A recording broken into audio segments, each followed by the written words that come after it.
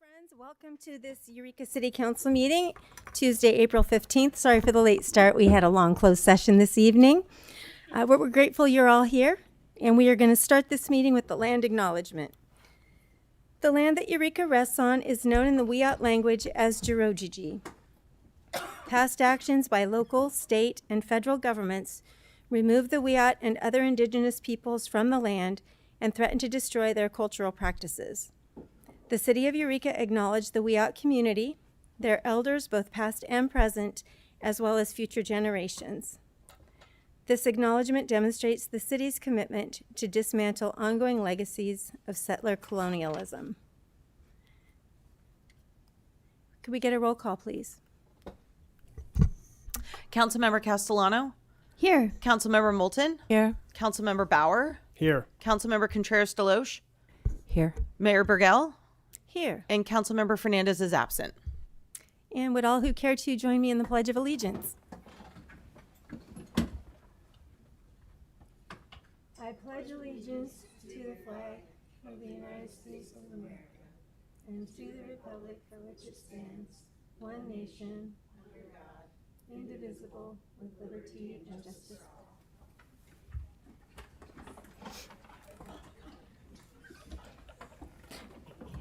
And is there a report out of closed session, Madam City Attorney? Good evening, Mayor. Yes, there is a report out of closed session. Councilmember Fernandez requested that he be allowed to teleconference into the meeting due to a qualifying circumstance. And on a motion from Councilmember Moulton and seconded by Councilmember Contreras, Council allowed Councilmember Fernandez to participate remotely. Unanimous yes vote, motion carried.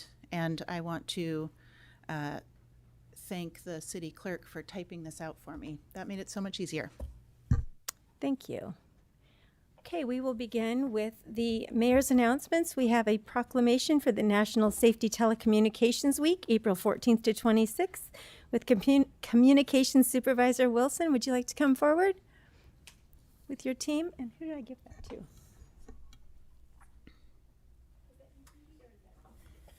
And Councilmember Castellano will be reading that. Hi, welcome. Thanks for being here. This is the City of Eureka Proclamation in recognition of National Public Safety Telecommunications Week, April 14th to April 20th, 2025. Whereas emergencies can occur at any time that require police, fire, or emergency medical services, and whereas when an emergency occurs, the prompt response of police officers, firefighters, and paramedics is critical to the protection of life and preservation of property. And whereas the safety of our police officers and firefighters is dependent upon the quality and accuracy of information obtained from citizens who telephone the Eureka Public Safety Communications Center. And whereas public safety dispatchers are the first and most critical contact our citizens have with emergency services. And whereas public safety dispatchers are the single vital link for our police officers and firefighters by monitoring their activities by radio, providing them information, and ensuring their safety. And whereas public safety dispatchers of the Eureka Public Safety Communications Center have contributed substantially to the apprehension of criminals, suppression of fires, and treatment of patients. And whereas each dispatcher has exhibited compassion, understanding, and professionalism during the performance of this job in this past year. Now, therefore, I, Leslie Castellano, on behalf of Mayor Kim Bergel and the Eureka City Council, declare April 14th to April 20th to be National Telecommunications Week in Eureka, in honor of the dispatchers whose diligence and professionalism keep our city and citizens safe. Thank you, Wendy.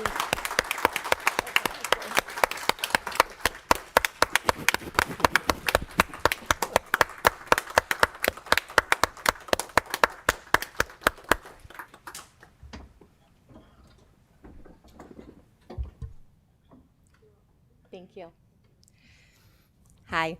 It is with immense gratitude and a deep sense of responsibility that we stand before you today accepting this recognition. First and foremost, we want to express our appreciation to City Council, City of Eureka, Eureka Police Department, and Humboldt Bay Fire Department for recognition.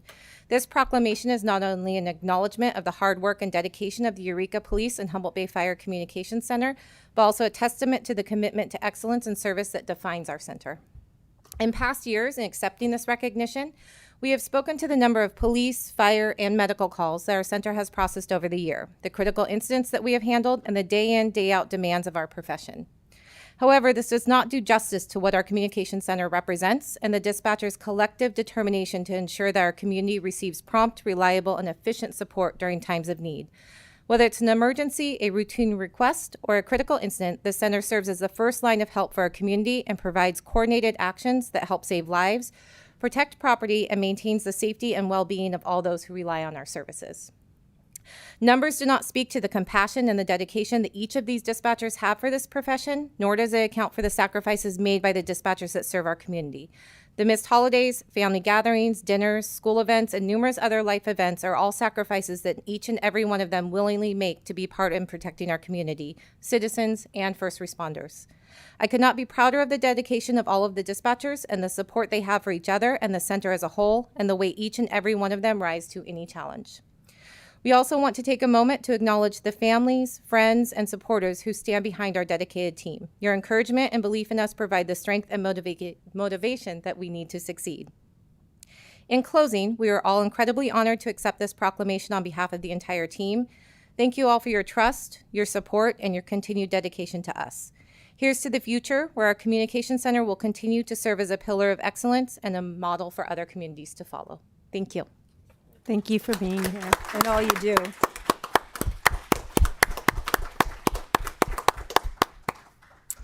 Okay, and our second proclamation is for Volunteer Appreciation Month. And Chief Stevens, are you going to come on up? Welcome.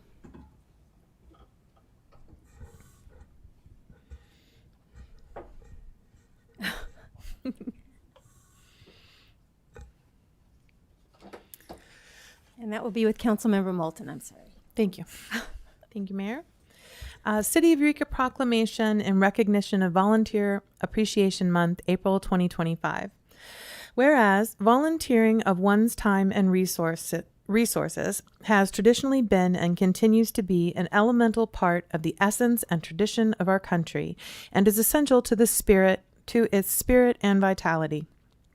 And whereas we are a community of people who thrive on helping each other towards the shared goal of a better life and future for all, and whereas volunteerism is increasingly recognized as an important partner in government and industry in doing the work of the nation, and whereas volunteerism is a vital, fulfilling, and enriching to the participants as well as to the recipients of the service and should be encouraged for the benefits to all and the community at large.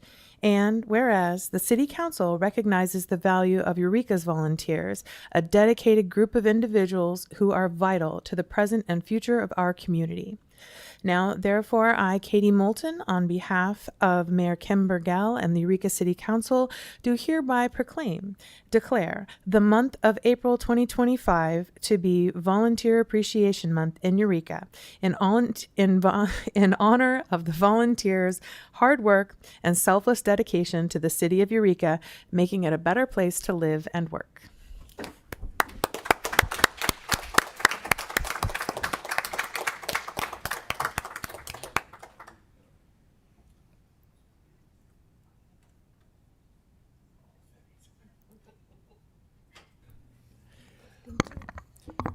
On behalf of the grateful men and women of the Eureka Volunteer Patrol and our volunteers all together, I thank you for the proclamation tonight, recognizing them for their sacrifices they make on behalf of the city, on behalf of the Eureka Police Department, to further better our city as a whole.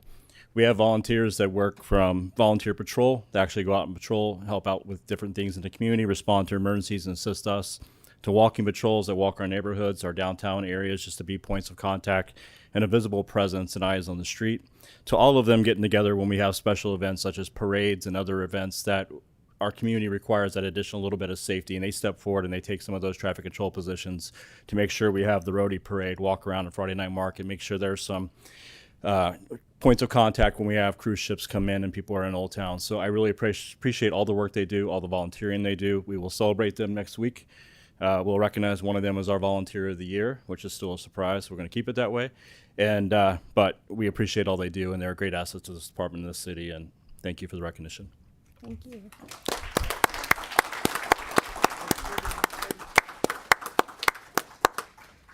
All right, so we'll move on to presentations. We will be talking about the new Eureka Poet Laureate announcement with Sarah West. Welcome. Good evening, Council. City Manager Slattery updated you on this program in January of this year. And before we get to the announcement, I wanted to quickly recap for those of you who are not familiar. The Poet Laureate program started in 2019. We've had some wonderful poets, including David Holper and Will Gibson, contribute as Eureka's poet. This program has been dormant for a bit, but it's back. The City of Eureka's Poet Laureate program brings new people and perspectives into visibility and generates powerful language for expressing the experience of being here. The purpose of the Poet Laureate program is to serve as a creative ambassador for Eureka, celebrate the literary arts in Eureka and beyond, be a creative voice for the Eureka Cultural Arts District and the surrounding area, collaborate with the broader arts community, and provide mentorship to youth literary artists. Kicked off earlier this year and led by the Ink People, the selection process convened a panel of local community members, including representatives from Eureka's Art and Culture Commission and 2 previous Poet Laureates. To be eligible, poets must live or have a writing studio within the city limits of Eureka, California, or within 1 mile, or must be meaningfully connected to Eureka. Once selected, the poets will serve as poetry ambassadors to the city of Eureka for a 2-year period, and we have selected both an adult Poet Laureate and a youth Poet Laureate. So without further ado, I want to announce both laureates, and I will tell you a little bit about each, and then if it's okay with you, invite them up here to speak for themselves. So our adult Poet Laureate is Sarai Bordeaux. Sarai Bordeaux is an educator and poet from across California. They have been a part of many communities in Humboldt County, starting in 2005 when they attended Humboldt State University. There with the Black Student Union, Sarai helped put on Poetry is Not a Luxury, a space created for poets of color named for the work of Audre Lorde. Since finishing with a bachelor's degree in psychology and a minors in philosophy and Spanish, Sarai received her master's degree in education with emphasis on equity and social justice from San Francisco State and has worked throughout many areas in education with the goal of empowering students toward agency in their learning and self-determination in our communities. All of her work in education has been fortified by a deep love for poems and the practice of creating poetry. At the start of the global pandemic, while living in Jackson, Mississippi, Sarai was invited into a writing group honoring Patrice Lumumba, and it was there that she accepted herself fully as a poet and writer. With the new understanding, Sarai re-immersed herself, educating, organizing arts and healing efforts in Oakland, the San Joaquin Valley, Los Angeles, and Joshua Tree. But home in Humboldt, Eureka specifically, is where she's getting to combine the many facets of her experience to help create space for herself and others in the community to live fulfilled lives. As the Eureka's Poet Laureate, Sarai's goal is to learn more and more about Eureka, its many communities, and herself through the lens of poetry, to connect with her youth counterpart and support their ideas and the ideas of other youth, and to be the light that shines onto what it means in all aspects to live here. Sarai is so excited about the opportunity and hopes there has been something beautiful about your day.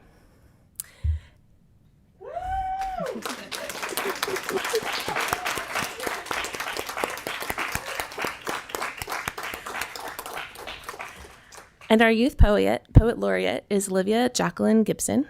Olivia is an 18-year-old musician, drag queen, and poet. She was born and raised in Humboldt County and has spent her youth going to punk shows, writing poetry books such as What Did You Expect, and pushing the letter in the local school system to better the lives of her fellow members of the queer community.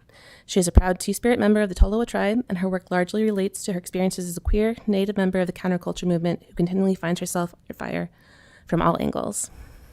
So with that, I believe they're both here, and we can invite them up to share a little bit about themselves. Please do.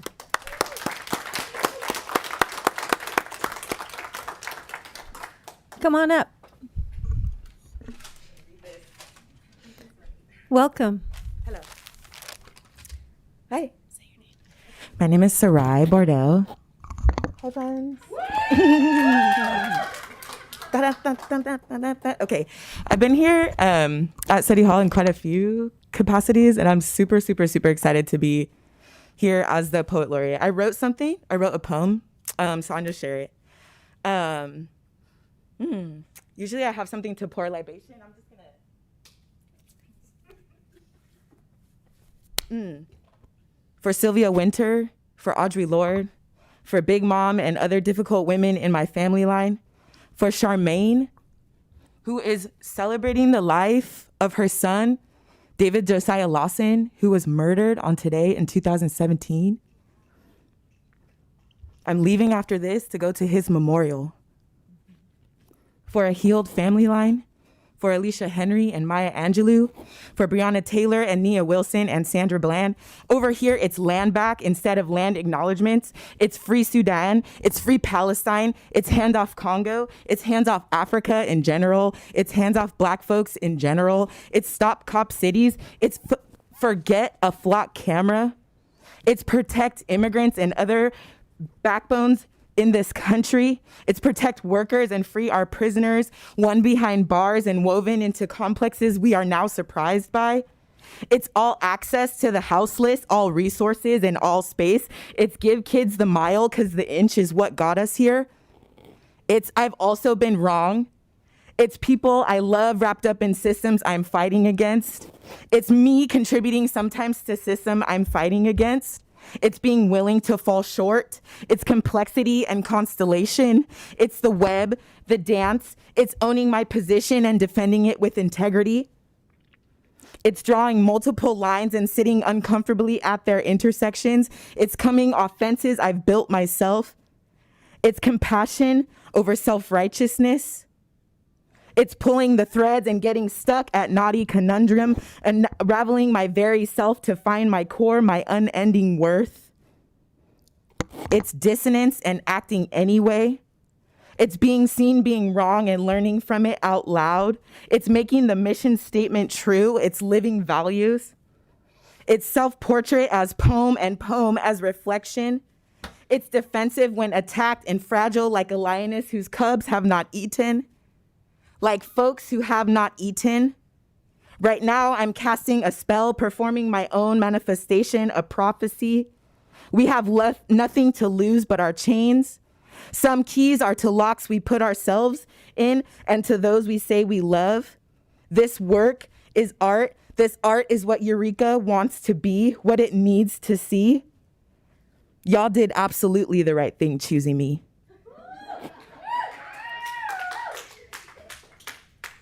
Choosing us. I did absolutely the right thing choosing me, choosing us. At some points you might not like the poet, but you can't deny the power of the poem. Thank you, Sarai.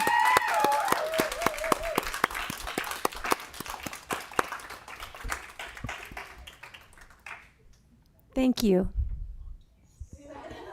Powerful. Powerful. Hi, welcome. Hello, my name is Olivia Jacqueline Gibson. I am the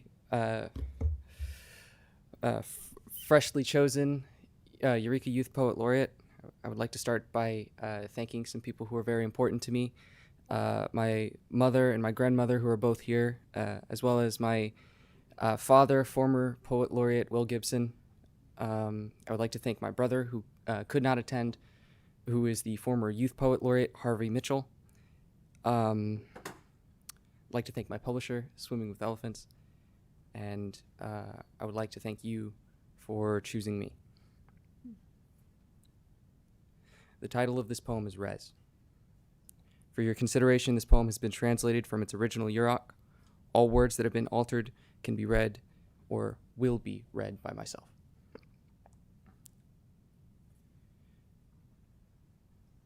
I don't know the old word for reservation, or if there is one.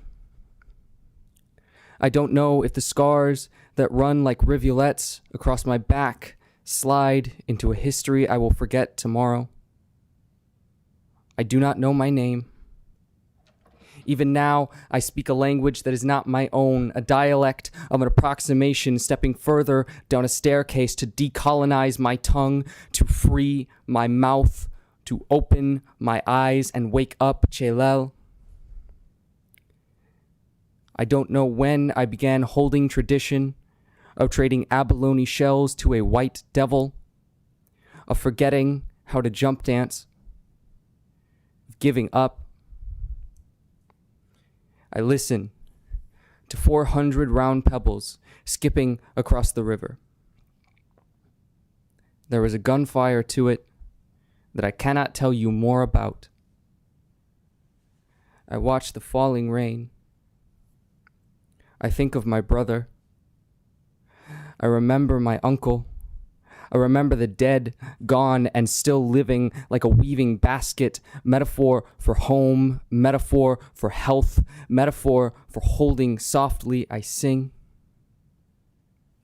Niet nes ku pergish, niet nes pergish moch, mechones orui, down at Grandmother Rock.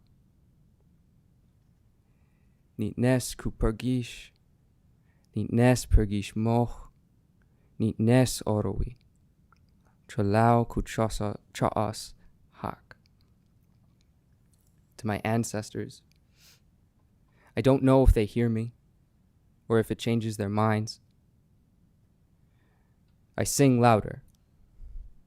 I sing 4 seasons and 16 years like a growing tumor. Remember tumors. Remember the only time my father saw Wapekmumwau was when a baseball-sized tumor started right back. I remember that creator looks like a tumor, so much bigger when it looks back at you. Ho, ahi, ho.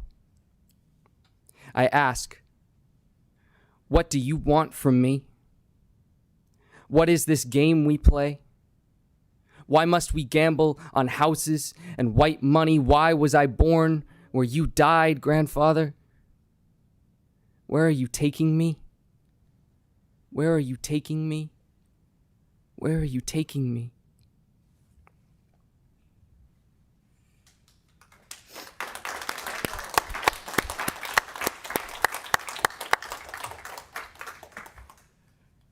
I'm going to now recite the same poem in Yurok. Thank you. My pronunciation breaks down when I'm nervous. Ne kasulemek ku ne saagech wetwinkor mech reservation, or if there is one. Ne kasulemek macha ku pa'a ku ra'ap nach ha'apau wet roy. Hikach nawech siya wapu kunala ne ki ha'apech kuk owok. Ne kasulemek now. Kem achka ne kich tween pek ku tween kuk ku kich mas na na. Ku hexa ar chegekwa. Ne kich kekwelek chapanek chalokwa ku slukwa. Hasel tak ne pich. Ku kwesoyek leluth. Ha hun kuk nelin isi hwelek chelel. Ne kasulenek macha honeb hopek nokwa. Kich migach your mech ku munchach umaa. Mech kich haapek ku wanek welaga. Mech kich nas chinepek. Ne kich tpa royak ha wech chi tono pekko. Lolek hi kach ku roy. There is a gunfire to it that I cannot tell you more about. Kich ni nawak kuten, nech burwork nele, nech burwork nechimas owak, nech burwork kukesamoy chapanek asi sa'a, nach kuchalag, no lochek mecholeth, no lochek mechhewech, no lochek mechhopau. Rodawak. Ni nes kupergish, ni nes pergish moch, mehones sorrowy, down at Grandmother Rock. Ni nes kupergish, ni nes pergish moch, ni nes sorrowy, cholau kuchas hak. Ha net you all walk, ne kasulemek mochache goroyam, ma macha weti ki chin ki kol. Ne rorowak esi plursuk. Ne rorowak cha na awech esi koschu esi wechlaulok. Nach kukich heno herker. Chapurwork herker. Chapurwork ku chapira. Nip sechwal creator. Ha machau ku herker naach ku chwes we menomnem. Chapurwork ku wapek wamau kala ku herker. Chapiwi Pelin Macha Kunit Nem Well Menam Nem Nikel. Ho ahi. Ho ahi. It's Bekar. Kusur Kes Wewam Mochi Neki. Kuskich Weti Kot Kitir. Kusanem Mech Surch Neka Hakwa Nelat. Esi Waoge Wechik. Kusaan Mech Naak Machak Mawiaskem. Pichu was. Kustukel Kwamlenem Neki. Kustukel Kwachlenem Neki. Kustukel Kwamlenem Neki. Really good. I think that was really good.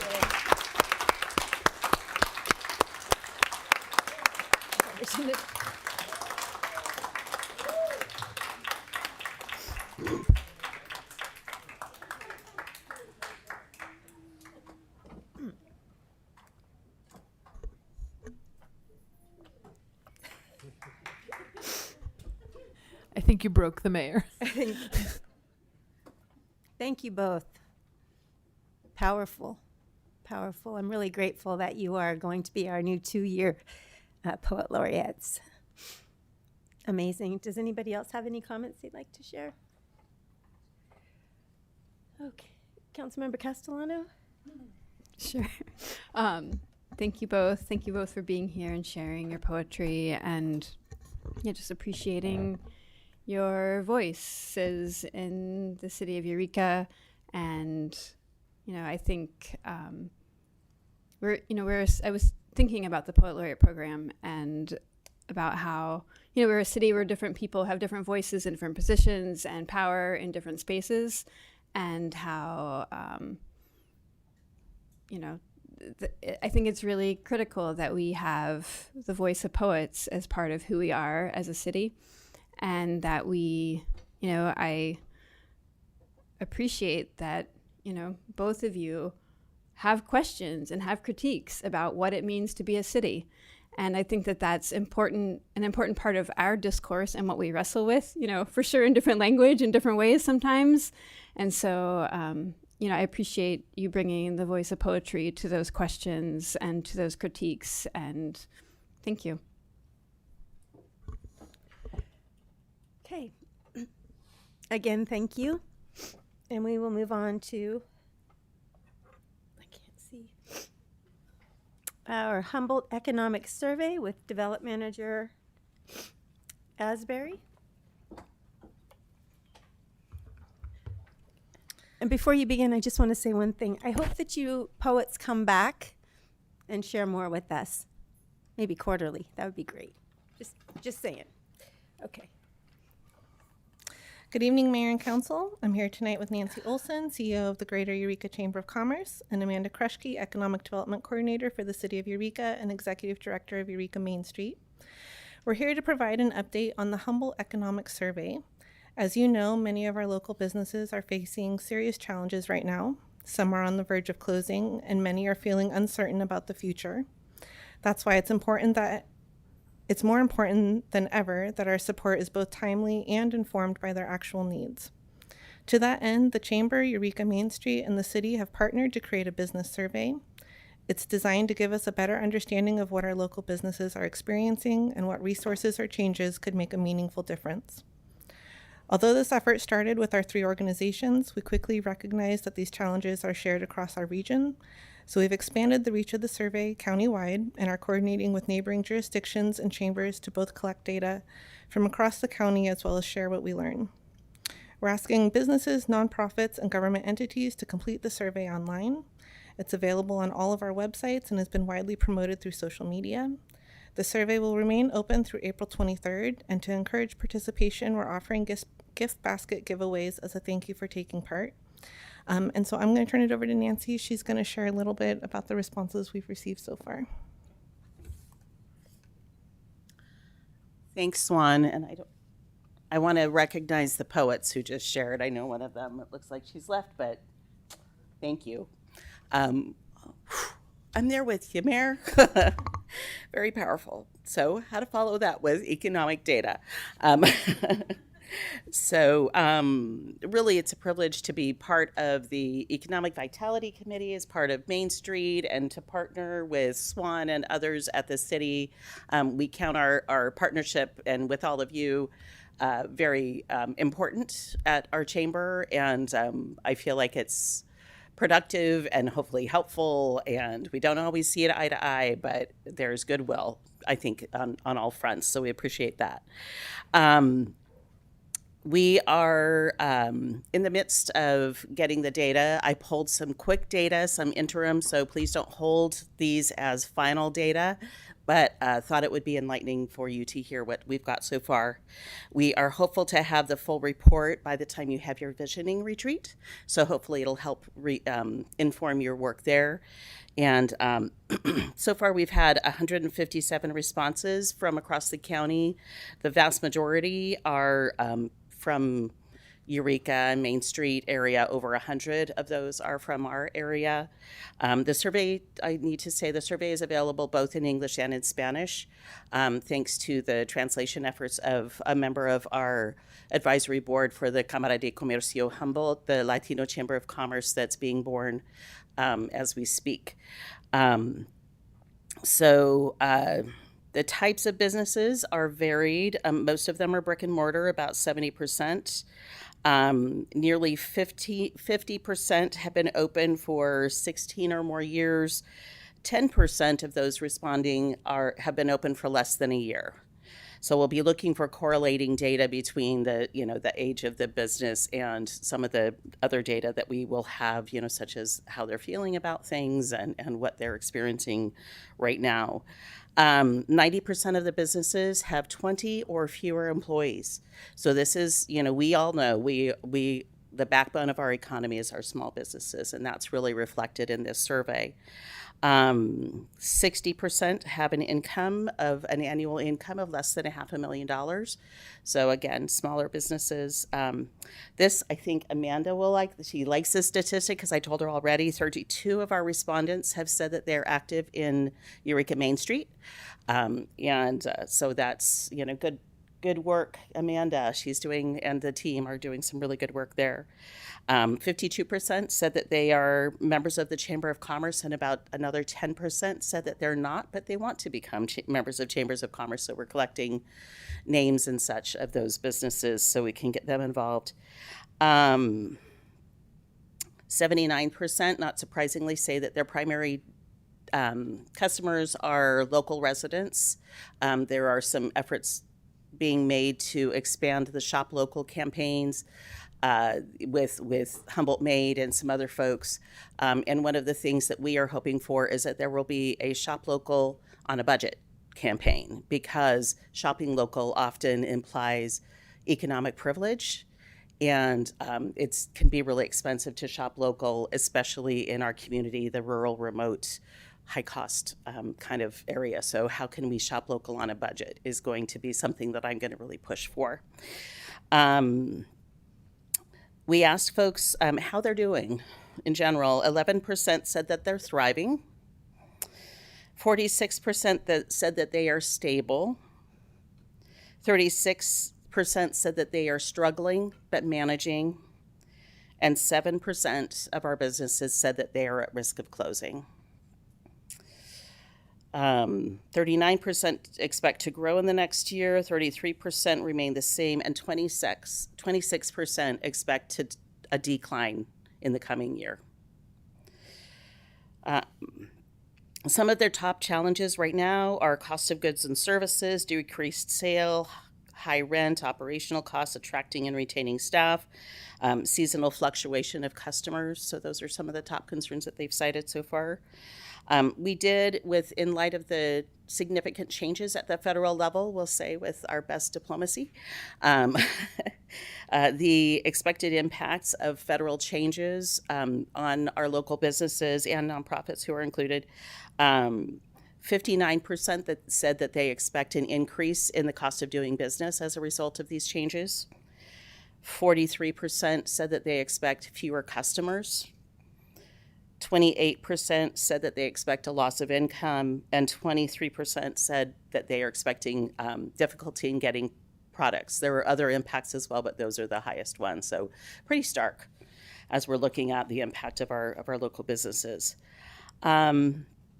Tourism, of course, is a concern right now, and whether we'll see the same numbers of tourists. 32% of our businesses have said in the past that tourism has had a positive impact, and expect tourism will continue to have a positive impact on them. Many are looking for marketing support and training. That's something that's coming through SBDC and some others. So there's very much a collaborative effort to meet our business needs. Some of the top infrastructure concerns, and this is some of where the city comes in, security, especially as related to the houseless population, beautification of their local areas, parking, yes, parking came up often, and roads. And then last, in terms of one of their biggest concerns that we asked specifically, 53% cited safety concerns such as vandalism, theft, and loitering as directly impacting their ability to operate successfully. So we hope that these statistics, and there's more to the survey, I just pulled these really quickly, kind of the highline data that we have so far. Again, this is early data, expected to shift and change. I don't know that the trends will change so much, but hopefully you found this helpful. And again, thank you for the opportunity to work with your colleagues. They are the best of the bunch. So yeah, anyway, that's it. I don't know if you have any questions or if you're allowed. Are there any questions? Councilmember Contreras-DeLoach? Sorry, you probably already mentioned this, and I haven't checked my email today. Do we have access to that, all of us? No, we don't. Are we going to be able to have some kind of access to those numbers? Swan's nodding. Okay. Yes. As I mentioned earlier, this is all early data, so we're not sharing the early data except for to you all at Swan's request.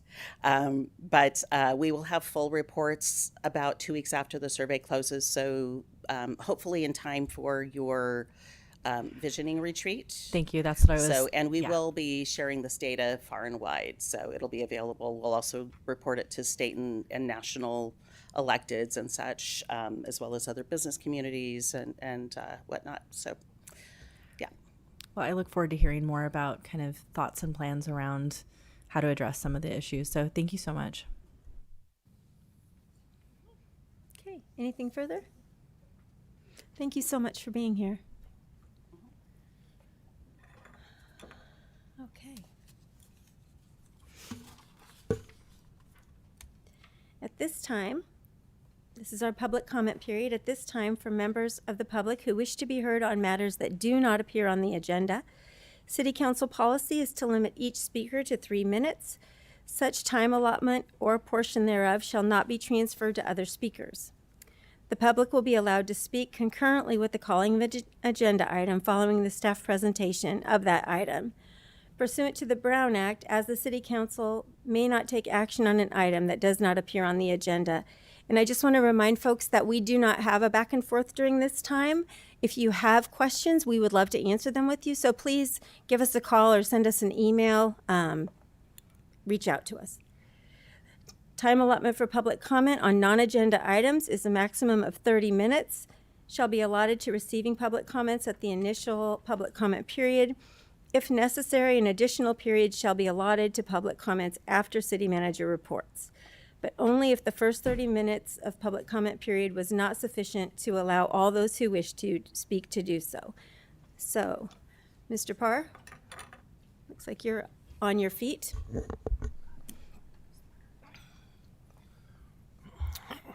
I'm going to kind of continue on the earlier discussion, regarding native languages. I'm here once again to talk about the Yas Park, formerly known as 2030 Park.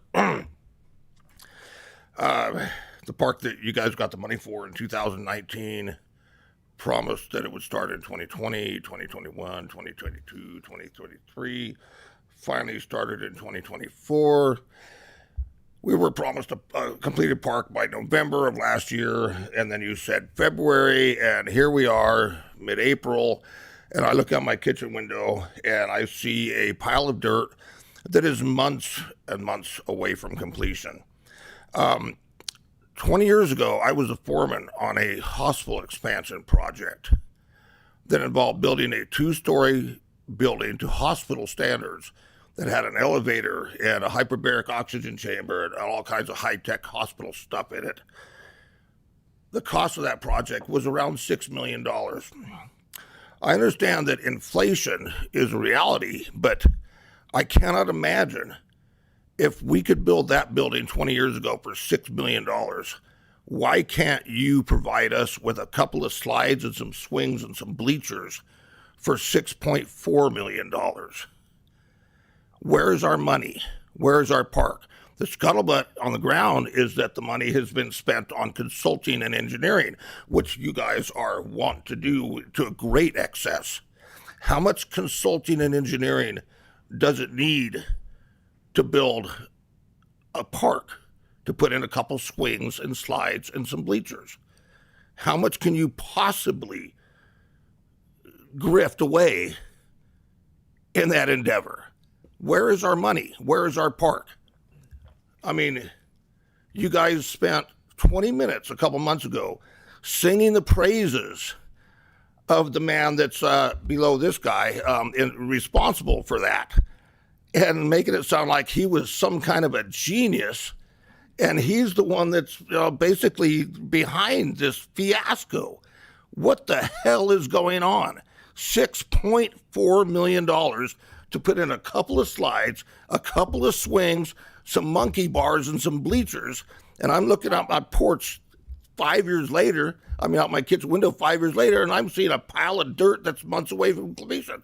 You got a big old fancy steel egret out there, but where's our park? Where's our money? Come on, you guys can do better.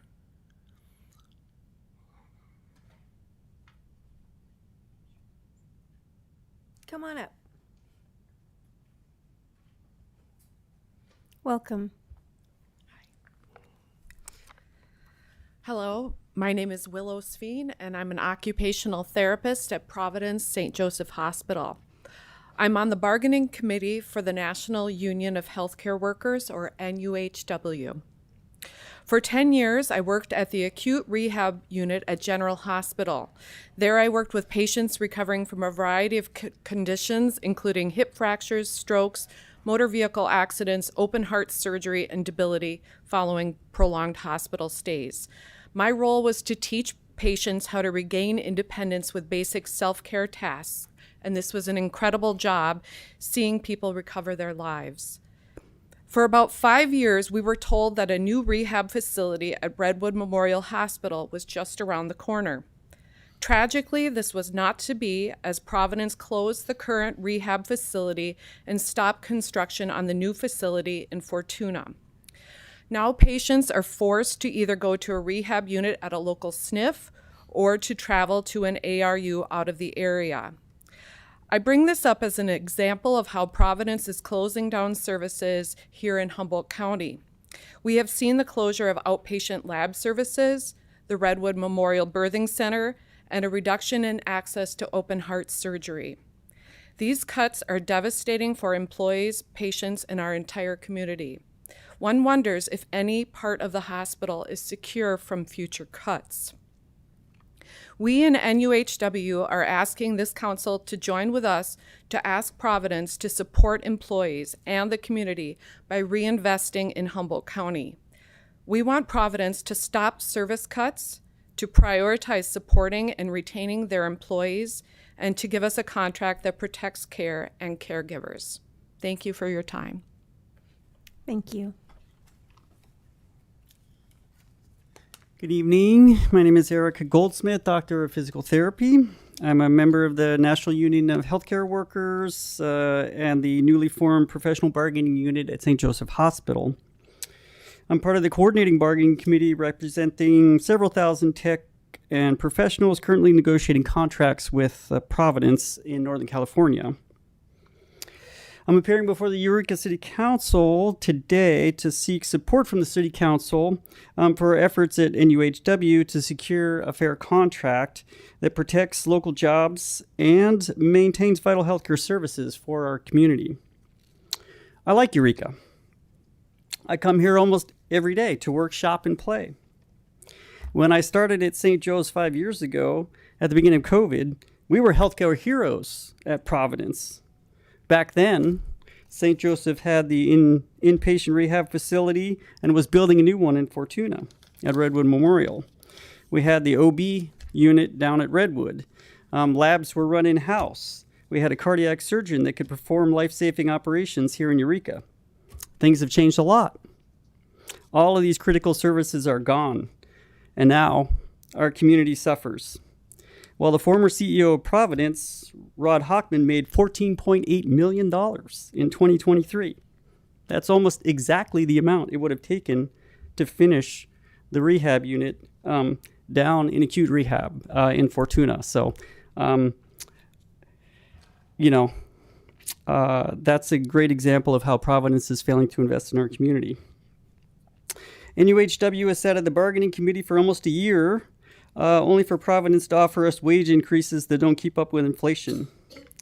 Providence is failing to invest in this community, in its hospital, or in its healthcare providers.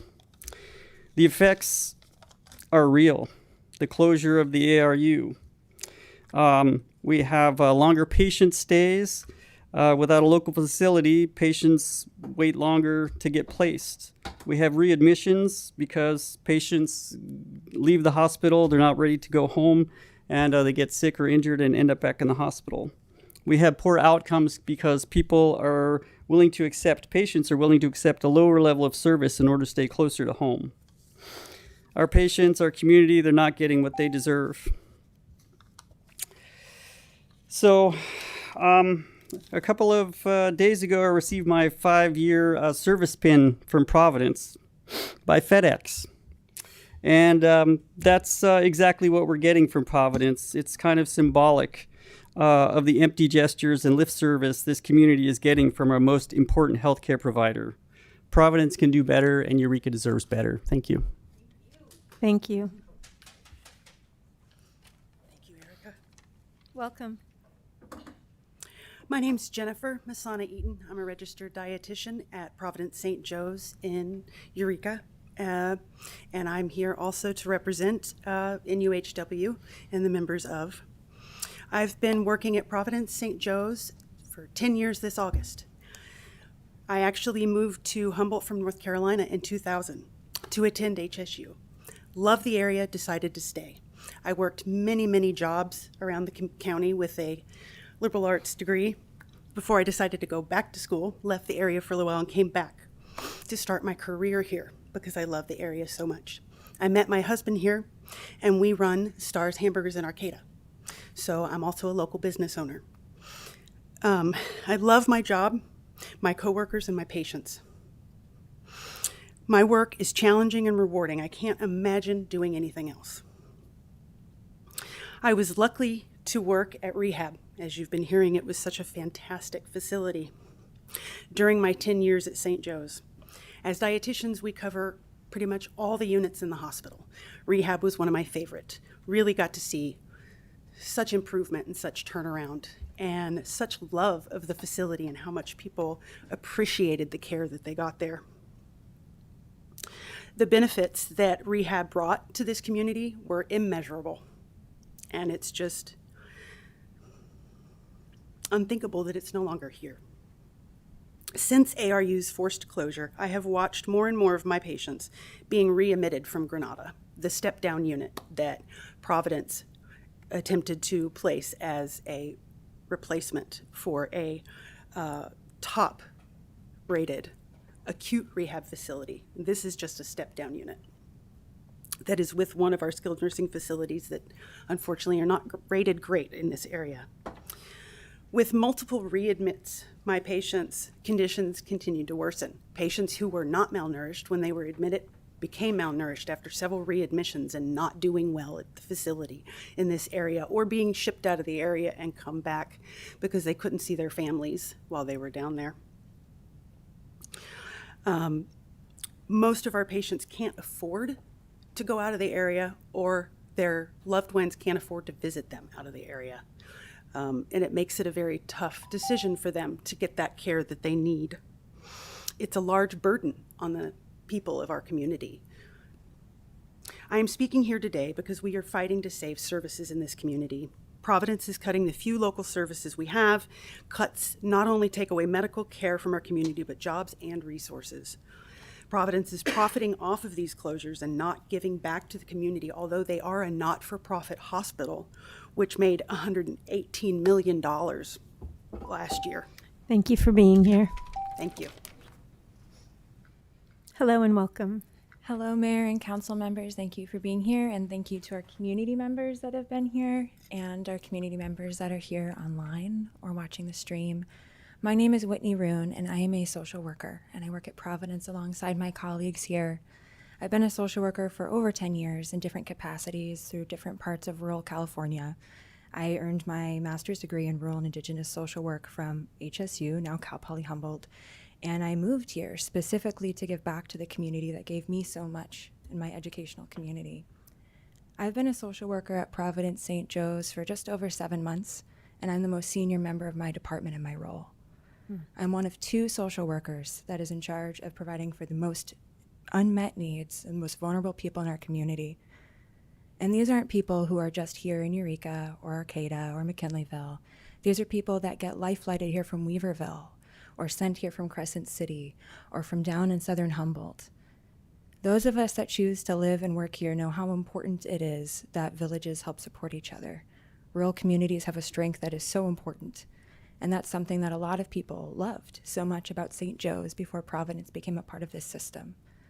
What I see from my patients and community members at our hospital is people who are more sick, who are more vulnerable and more in need, and who are more unheard than they might have ever been in this community in a long time.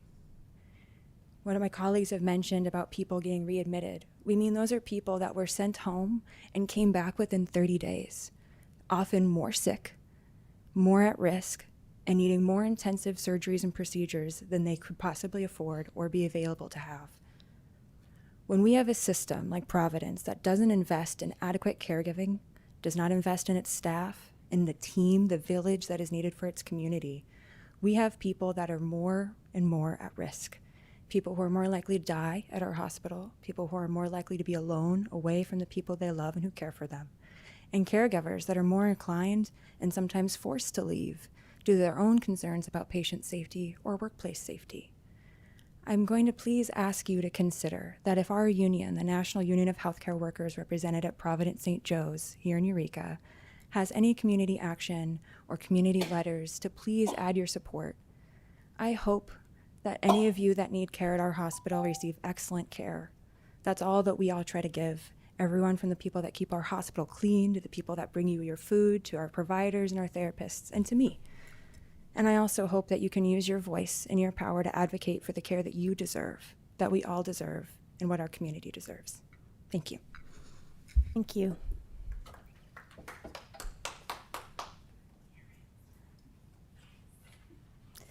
Come on up. Welcome. My name is Noah Zimmerman, Noah Johannem Zimmerman.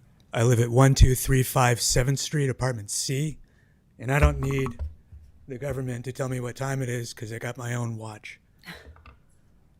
I'm here to issue a warning to you about fascism, which is in this city right now.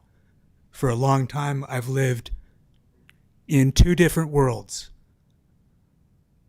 I see the light side and the dark side equally well. I wear a black hat because it looks so good on me, but in my professional life, I wear a white hat always. And I think this is a message especially for you, Councilmember Renee Contreras-DeLoach, that there's vandalism, there's broken glass, there's violence, there's threats in your district. And this is also a warning for you, Mayor.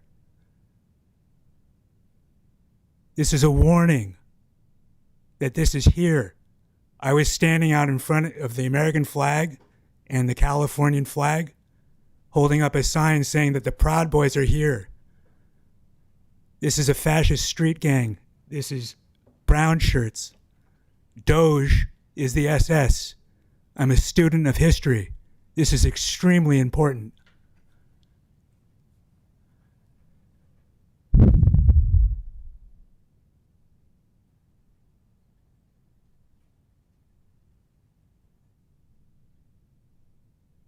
I went out there with no mask and my address printed on the back of the box because I got some headers for my truck shipped in them. Anybody who wanted to know who I was or where I lived could ask for themselves and see it with their own eyes. And I've seen things with my own eyes. I wonder if you're hiding behind sunglasses, looking away. Ultimately, all of you behind that bench are temporary. That's democracy. You come and go. My message is actually for the administrators, the people who actually make democracy work right here, and all of the people behind me. I've got a copy of the U.S. Constitution here. This is my shield. I bought this at a bookstore in Old Town, along with a copy of Hoyle for gambling. It's all legal, though. I'm going to be studying this document intensely, and you will all be hearing from me again very soon. Warning. And finally, j'accuse. Is there anyone in the audience that would care to share in public comment on non-agenda items? Come on up. Welcome. So I'm here tonight to ask each one of you, and actually all of us, to send a letter to CalPERS to demand that they divest from genocide. I understand that CalPERS is used to provide financial security for state and local employees, and I admire all companies that are created to take care of others, especially our most vulnerable communities, which oftentimes are our elders. I also feel that we have to look at these institutions with a critical lens and hold them accountable for their actions. We have to ask if the companies that we are using to set up protections for us in our most vulnerable state are actively supporting genocide and forcing our fellow humans into the most horrific and vulnerable state ever known in the history of humanity. If we are using CalPERS for our retirement planning, then the answer is yes. Yes. CalPERS is actively supporting the murder of 30 children a day. CalPERS is participating in the destruction of Palestinian homes with cat tractors, those tractors that also dig mass graves where Palestinians are blindfolded, bound, shot in the head. Boys, men, hospital patients, paramedics, all assassinated by Israeli terrorists. CalPERS is using the money we are saving for our retirement to support weapons manufacturing companies who are making the most advanced killing machines and testing them out on Palestinians, ensuring they don't ever get to live to an age where they would have the opportunity to retire. Right now, our Palestinian friends and families don't even have the opportunity to sleep because of the bombs constantly dropped all around them. Imagine that. The money California public employees scrimping and saving so hard to get to ensure they have the retirement they have always dreamed of being used to actively terrorize and destroy every single hope and dream our Palestinian community has ever had. Every single one. This is hypocrisy. It's the same hypocrisy I see when we claim we are committed to dismantling the ongoing legacies of settler colonialism, but fail to call out or divest from companies that are actively creating and continuing settler colonialism.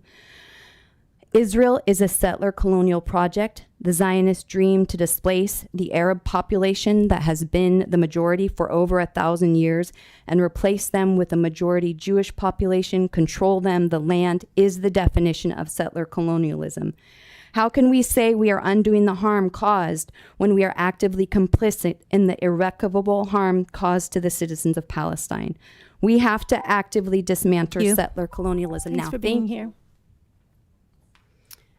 Okay. Welcome. Hi, thank you. First, I just want to say you guys did it really fantastic. Whoever was on the board or the group that chose Sarai to be the Poet Laureate, you couldn't have made a better choice. And my hope for all of you and for the city of Eureka is that you heed her and her incredible wealth of wisdom and her vision, not just her criticism, but this is a person who's out in the community building the world that she wants to see. And we could all be doing a lot more of that. So I hope that you take her words and really take them to heart. The second thing I want to ask is also that you please contact CalPERS and request a divestment, demand divestment from the terrorist state of Israel. I'm so tired. I'm so tired of waking up and seeing burned journalists, videos of bodies blowing up into the sky, drones, screaming children running separated from their parents, testimonies from doctors, surgeons, explaining the multiple sniper wounds to the brains of toddlers. I'm so tired of this. And I can't imagine that any of you would truly, if you were witnessing truly what's happening, where our money is going and what our money is funding, that you would want to support that. I just don't believe it. I want to believe better of you. And I want to invite you. No Other Land is the film that won the 2025 Oscars for Best Documentary. This is a film about the displacement of Palestinians in the West Bank. The first two film screenings that Shine a Light on Palestine brought to the minor have sold out. But there is another upcoming screening in May on the 21st. It will sell out. Please come, witness. We've been here for a year and a half begging for change, begging for something. We have mothers and fathers in our DMs on social media begging us to do something. Witness, at least bear witness to what our money, your investments, what you're profiting off of. I want you to see what it looks like when an entire people have their home stolen from them. It's awful. Please contact CalPERS. Thank you. Well, hello again. My name is Sarai Bordeaux. I'm the Poet Laureate of Eureka. Before I wrote anyway, I'm just going to read the second half of what I had started before. I knew there was a reason for me to stop midway. And getting to hear community members speak to what's important to them, that's the learning I needed. And to Gigi, I really do have vision.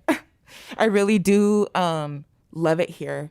I really do care. So I'm just going to read the second half of this. I spoke to a haunting in a meeting before. Spooky with our ancestors' wildest dreams and nightmare too. They're hungry for what has been promised. It's humbling. They're tired of all the avoiding and the apologizing. They know it's messy. They are ready for reclamation. They are difficult and combative. This haunting is aware that harm does not exist in a vacuum, nor restitution in a silo. This haunting is aware of work that needs to be done and is calling on those brave enough to do it. Brave enough for hard conversations and following through with action. It's being okay with folks being mad at the lack of perfection. It's open conflict towards clarity and changed behavior. We're answering this call because we really do like it here. because this place has saved me more than once, because I'd like to stay. It's because being saved is not enough, though, anymore. Potential is not enough, though, anymore. Progressive is not enough anymore. We are not grant fodder. We are not statistics and presentations. We are more than decorum and tact. We have kept ourselves safe in spite of. This city learns when we listen, when we ask this haunting what layers we are not seeing. From there, it is possible to move, and with movement, it's possible to change. What needs different course will stand out, and when we see what's needed, it's possible for us to all stand up for something called life. This haunting can bring us back to life if we let it. Eureka could thrive if we could just get it together. Thank you. Thanks again, and congratulations again. Is there anyone else in the audience that would like to speak in public comment? Okay, seeing no one, it looks like we have one on Zoom. Ellen? Hi, City Council, and congratulations to our Poet Laureates. So yeah, 3 weeks ago we launched a campaign to urge government employees invested in CalPERS for their retirement to demand that CalPERS divest from genocide. You all should have received an email explaining the urgent need for this divestment, as well as the actual email to send to CalPERS and the email address. So all you have to do is copy, paste, hit send. As you should now understand, CalPERS is invested in companies that are providing weapons and heavy equipment to the genocidal apartheid state of Israel, making Eureka invested in this as well, and we do not want this. And I know that you, City Council, care about this because on June 4th of last year, you passed a resolution calling for a mutual ceasefire in Gaza, which was achieved this winter, but Israel has since broken and abandoned. In that resolution, you advocate for, quote, peace and diplomatic solutions and, quote, mutual respect for international law. Divestment is a critical component of these elements of the city's resolution and is, in fact, the law of the land. In July 2024, the International Court of Justice found Israel guilty of apartheid against Palestinians and that its military occupation and annexation of Palestinian territory is illegal. This means that all states, local governments, corporations, and institutions must immediately end all forms of complicity with Israel's illegal military, settlement, and apartheid activities. I would like an assurance from each of you that you have sent your divestment letter to CalPERS. As I said, all you have to do is copy, paste, and hit send. We wrote the letter for you. And I want to invite any state or local employees that are listening and let you know that you can do this as well. Follow @DivestHumboldt on Instagram for more updates on this campaign and for links to the letters and to other information. This is urgent. I had something written last time but got cut off. So I'm going to share with you the example that I chose of one of the most recent atrocities. There's so many to choose from. I settled on what was being called the Medic Massacre, which Israel committed about 3 weeks ago. In this massacre, 15 paramedics and rescue workers were executed by Israeli forces and buried in a mass grave in southern Gaza. These medical and rescue personnel had been responding to an earlier attack on their colleagues when Israel targeted a clearly marked ambulance attempting to reach injured civilians. This part of Gaza has been under relentless Israeli assault, with residents reporting mass executions in which young men were rounded up and shot dead into ditches. The medics and rescue workers were finally found 8 days after being executed with their hands bound and gunshot wounds to the head and chest. This is just Thank the you, latest. Ellen. Your 3 minutes are up. I appreciate you being here. Looks like we have one more. Amy?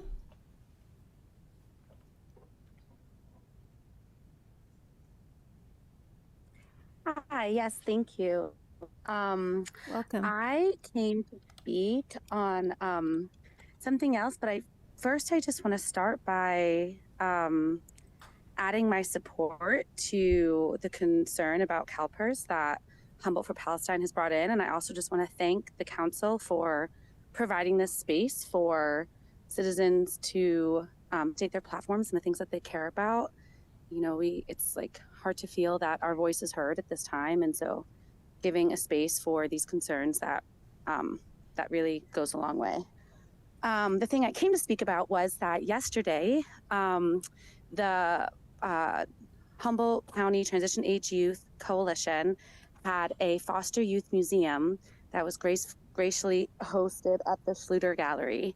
And I was just so amazed and impressed by our youth in this community using their voice, creating really beautiful pieces of art. And I didn't see as many folks in the community as I think these youth deserved. And so just giving a shout out to maybe follow HCTC or DHHS on public media, and really keeping your ear out for these youth. They have a lot to say and their voice is really important. So congrats to them. It was an amazing exhibit. And again, support for Humboldt for Palestine. And yeah, please send those letters. Thank you. Thank you, Amy. Okay, seeing no one else for public comment, we will move to the consent calendar. All matters listed under this category are considered to be routine by the City Council and will be enacted by one motion. Pursuant to City Council Resolution 2011-22, if a member of the public would like an item on the consent calendar pulled and discussed separately, the request shall be made to a council member prior to the meeting. Unless a specific request is made by a council member, the consent calendar will not be read. There will be no separate discussion of these items. And I have heard from no one. So if we could get a motion to accept the consent calendar? Councilmember Bauer? Motion to approve the consent calendar. I'll second. Okay. Motion is second. Any comments? No. Please vote.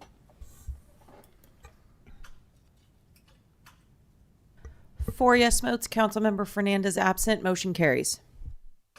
And that will move us to legislative action correspondence. Is there any? Councilmember Bauer?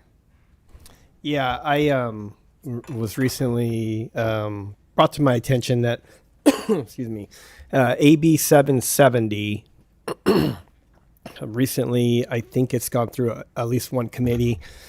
It is, it's about advertising displays.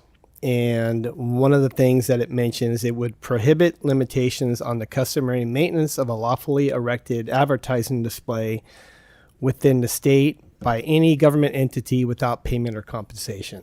So you have an ordinance about billboards, limits our ability to regulate billboards, from my read of it at least. So kind of thinking it's not a great idea. And I'd like to probably oppose, write a letter of opposition. Okay. Do we have any questions from Councilmember Katie or Moulton? I'm also Katie. Is this time sensitive? Or it sounds like maybe it might be worth us looking into it. Yeah, I think last I heard it was moving pretty quickly, and I'm trying to see here. I thought it was moving to appropriations, which is meaning it's got a good chance of moving through. So it's definitely something I'm going to bring up, or I just brought up today with the League of California Cities to see what their position is. But I think we've been pretty adamant in our community about regulating billboards, and seems like it's trying to limit our ability to regulate what's within our city limits. So we could certainly wait a couple of weeks, but I just wanted to bring it out there and for everybody to think about. I only asked because it sounded like maybe you weren't super clear on it, but if that is in fact what it's about, I trust your judgment on that. I'd be in favor of that. Okay. Councilmember Castellano? Sorry, I just have my hand on my cheek, but I think, we're basically saying if we want this to come back on the calendar for next time, and I definitely, then I can have time to fully read the bill and things. So okay, so we've got thumbs up for the May 6th meeting. Thank you. That takes us to ordinance and resolutions. We will be talking with our Homeless Services Outreach Report, Special Projects Manager Davis. I'm sorry, what? Yeah, I said report. Oh, I did. Reports and action items. I apologize. Thank you.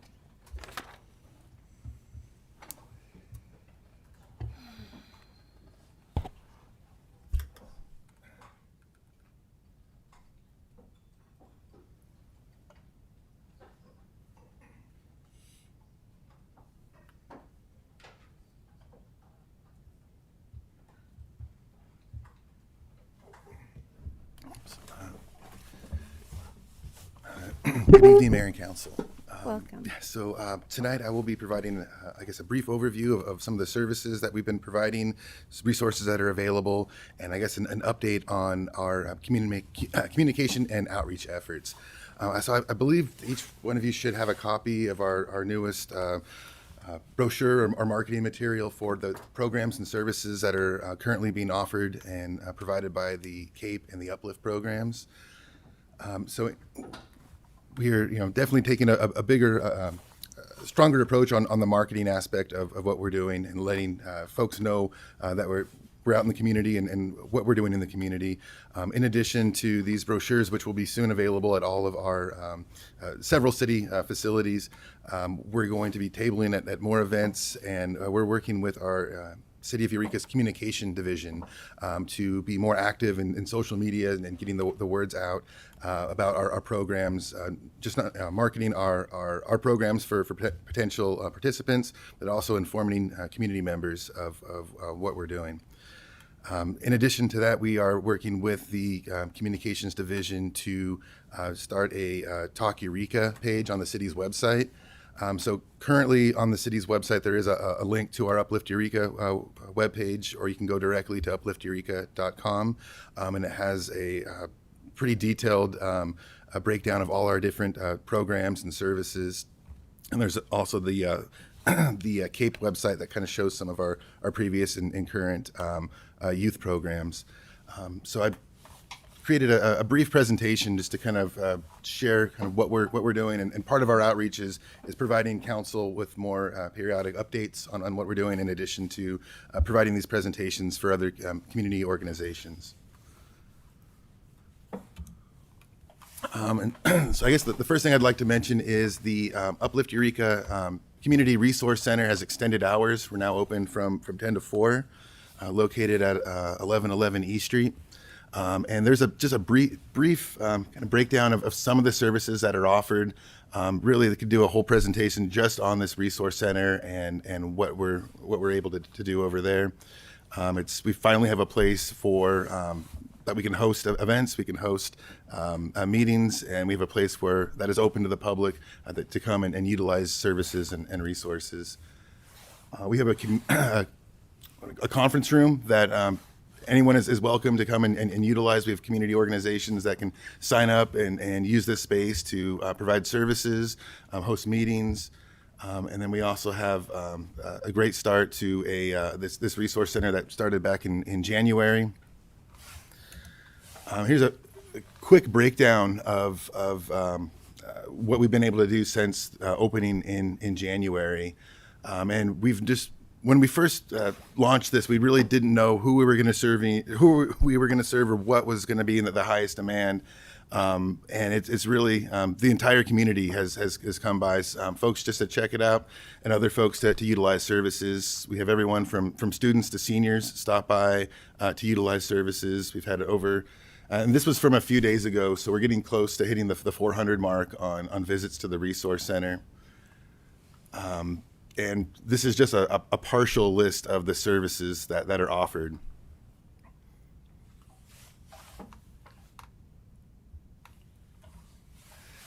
So we're continuing our Pathway to Payday program. One's coming up here very soon. It's a 4-day job workshop series. We work really closely with Betty Quan Chin and the County of Humboldt's Department of Health and Human Services. It's a 4-day job workshop series,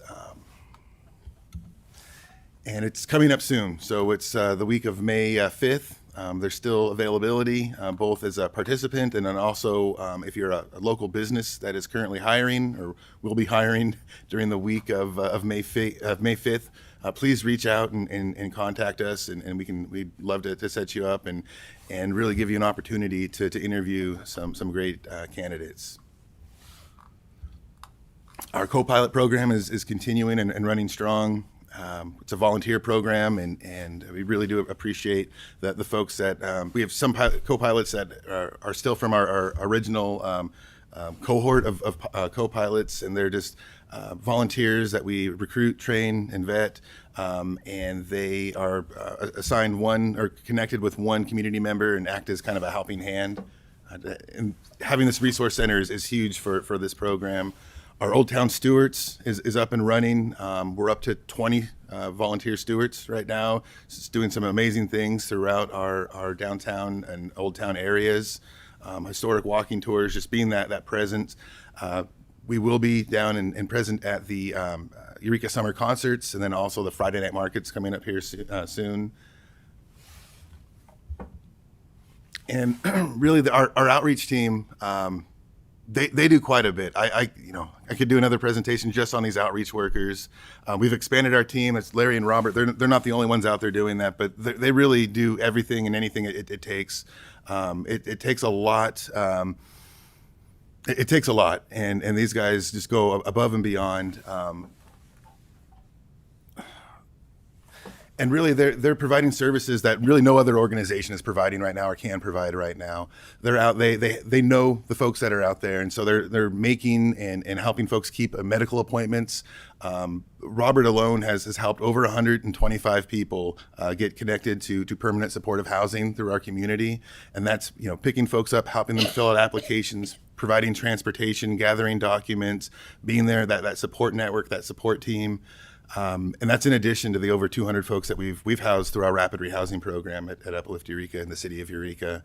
And it's just every day I go down and check out what these guys are doing, and it's just there's really no limit to what they're able and willing to do to help folks that are out there. Definitely going above and beyond, and it's just they're just doing so much for the city and for our vulnerable community members. We have our rapid rehousing program is live. We have, I believe there's 18 households that we're currently serving. And there's dozens and dozens of more households that have gone through our program that we keep in touch with and that are there. And housing, housing some household is tough. To search and secure that housing is challenging, but then also almost as equally challenging is to provide those supportive and stabilization services. And so this is something that our team, that our city does, and it's pretty remarkable what we're able to do. And so for more information, please go to our website and check this out. Give our housing coordinator a call. And recently we've launched our homelessness prevention program. We had a kind of a smaller pilot program back last year in November and December. We were able to prevent 16 households from that were at imminent risk of experiencing homelessness. We prevented them from experiencing homelessness. All 16 households are still housed. And we've just launched, beginning of this month, our the next round of it. There's more funding, and so funding is available now. If there's anyone out there that is at imminent risk of experiencing homelessness, please reach out to us. We're here to help. And similar to the rapid rehousing program, it's not just cutting a check and providing that rental assistance. It's providing that supportive services and ensuring that folks remain housed and are stable in their housing. I'm here. I've intentionally made this very brief. I know I think I provided an overview not that long ago, and not a whole lot has changed except for our expanding efforts with our outreach team, our resource center, and then just every day we're just working towards better outcomes and better goals. And I just want to thank the city leadership, our elected officials, and our city leadership for supporting these programs, and then the entire city staff that is here. Our CSET team and our care team, we work extremely closely with those guys out there on the streets, on the front lines, and we just have a very special thing. Not a lot of cities almost no cities are out there doing what we're doing. And I just really am proud of what we're able to accomplish. And thank you for that opportunity. Thank you, Jeff. And with that, we are going to call for a short break, 10 minutes. So if council will join me, that would be great. We'll see you in 10.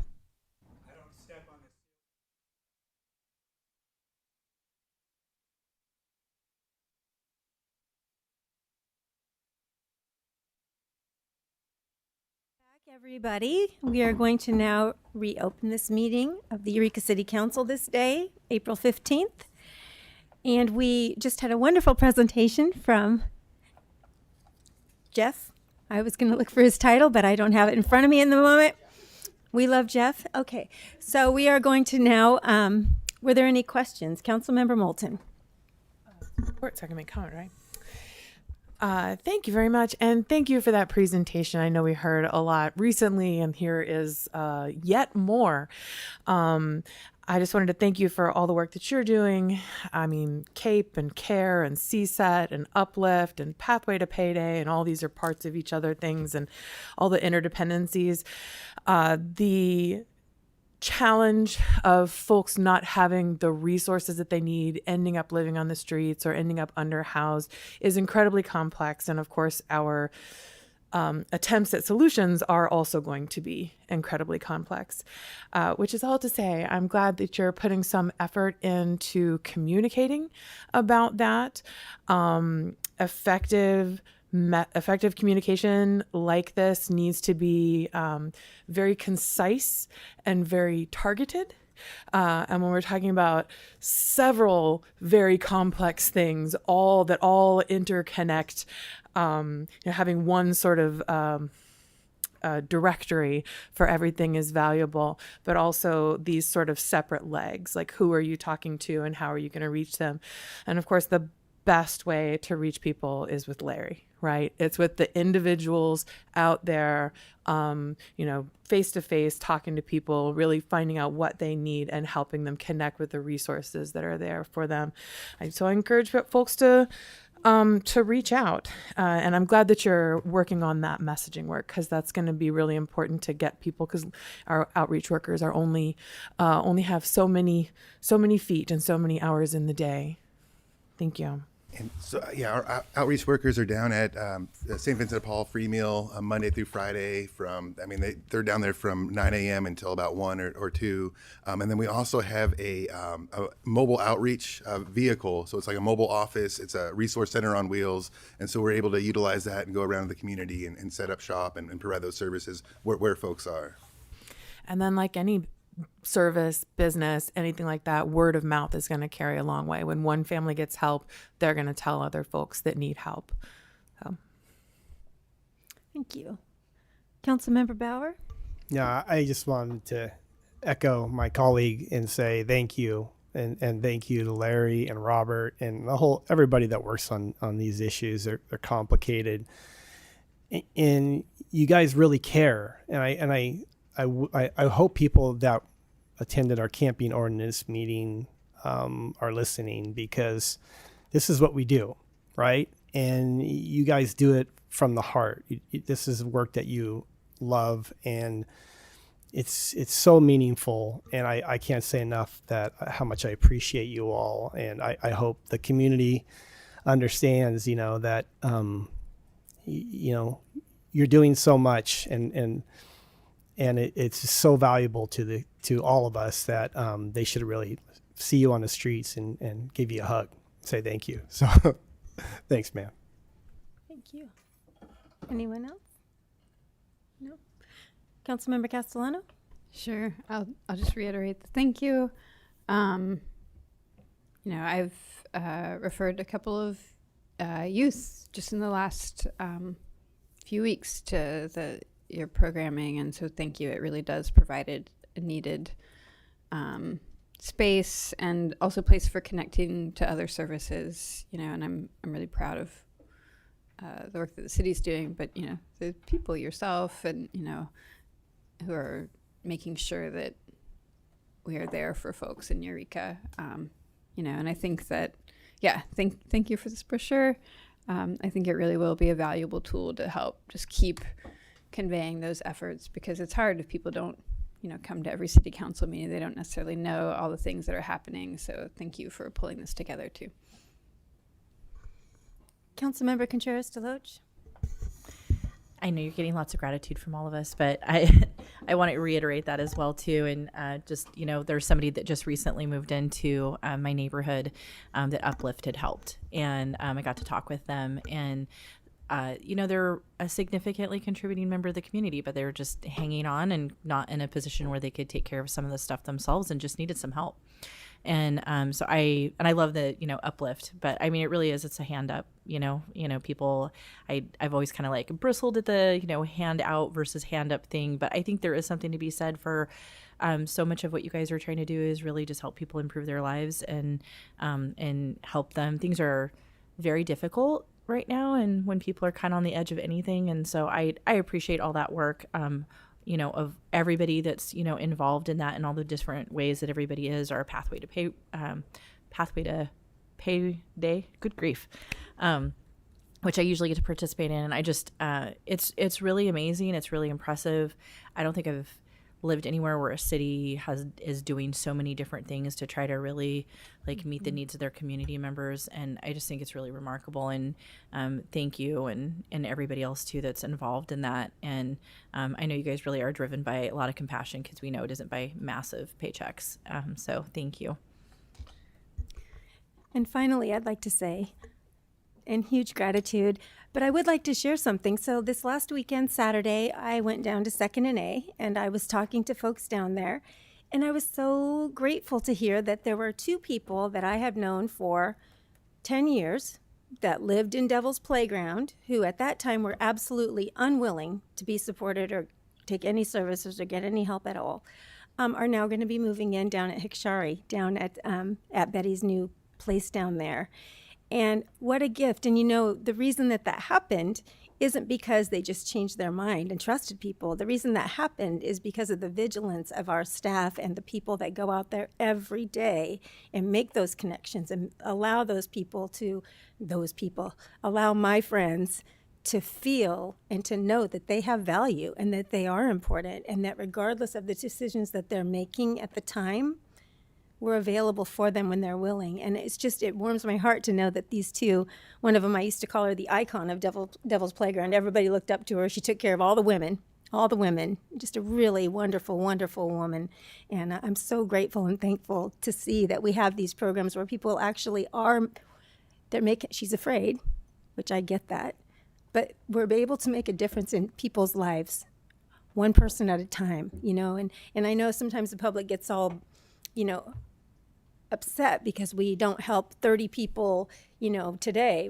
And the thing is that we can't help 30 people. Well, we might be able to, but it's those connections. It's those making those opportunities for people to feel valued and connected to that really make those positive impacts. And you guys do that on the daily. All of this work that's happening is just such a gift to our community. And I'm really appreciative, as you know. So thank you so much. Anything further? Okay, thank you so much. And our next report and action item is Humboldt Waste Management Authority report with HWA General Manager Keller Heckman. Mayor Bergel, I think we need to take public comment on that last item. Oh, I'm sorry. Okay, yes. Pardon me. So was there anybody here for public comment on the item of our city programming or uplift?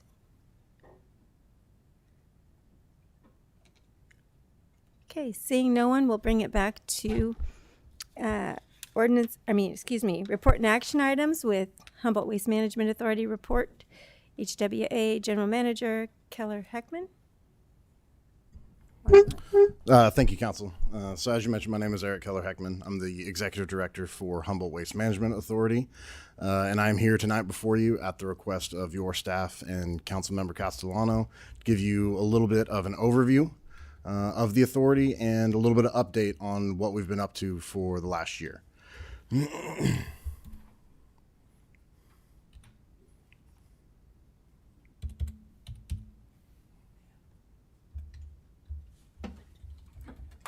just do that. That's fine. So what is Humboldt Waste Management Authority? We are what you would call a joint powers authority. We're made up of jurisdictions, and they empower us to manage solid waste in this instance. While we're made up of jurisdictions, we are our own distinct entity that has a governing body and a board. Each one of our member agencies has an elected official that sits at that board and makes decisions on our guidance and our futures. Our current membership contains the cities of Arcata, Blue Lake, Eureka, Ferndale, Rio Dell, and the county of Humboldt. So what is it that HWMA does? At the core, we are tasked with two main directives: to manage solid waste and the continued monitoring of the Cummings Road landfill. But as the waste stream has evolved, so too has the HWMA, and over time, we have been tasked with additional diversion programs, funding county-wide programs, and helping jurisdictions plan for the future legislation and requirements relating to waste. But it should be clarified that we do not collect this material or any material from your residents. What we do is ensure that it has a place to go, it's properly managed, and disposed of in a cost-effective way. HWMA has several operational divisions with focus on particular waste streams. We no longer simply accept waste in one door, load it, and send it out the other. Legislation and environmental drivers have significantly impacted how Californians manage waste. And as those changes have been realized through our systems, we have created divisions that specialize in managing it.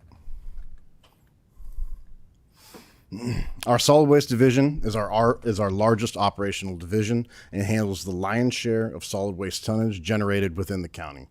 This includes all solid waste generated by Eureka's residents and businesses.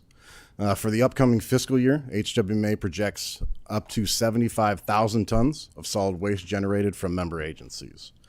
Within the solid waste division, we also accept and transfer residential and commercial green waste, single stream recycling, and implement a majority of the diversion programs that have been developed over the years, such as carpet recycling and mattress take-back. Our household hazardous waste facility is the only one like it in the county, and staff handles upwards of 400,000 gallons of waste annually. This material goes all the way from paint, pesticides, things under your cupboard, cleaning, all the way to business-generated waste. Residents can come to our facility Monday through Saturday. Businesses can come Monday through Friday by appointment.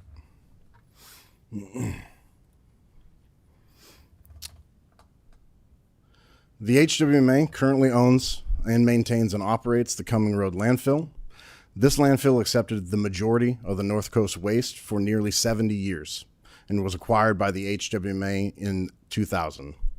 Incidental material was received after that time, and the final closure came in 2017.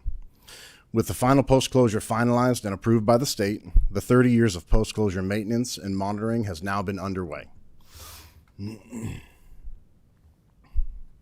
Our programs division is responsible for the development and initial implementation of the majority of our diversion programs. These range from obviously carpet and mattress recycling, batteries and light bulb take-back programs, sharps consolidation points around the county, and was the main driver in the medication drop boxes that used to be around this county as well. Program staff track upcoming legislation that will have an impact on either the authority or its members, and develop pathways and strategies to implement new programs. Once those are developed, they work in concert with our other operations divisions to hand off these programs and fold them into our regular daily operations. So with all that said, how exactly do we fund all these operations?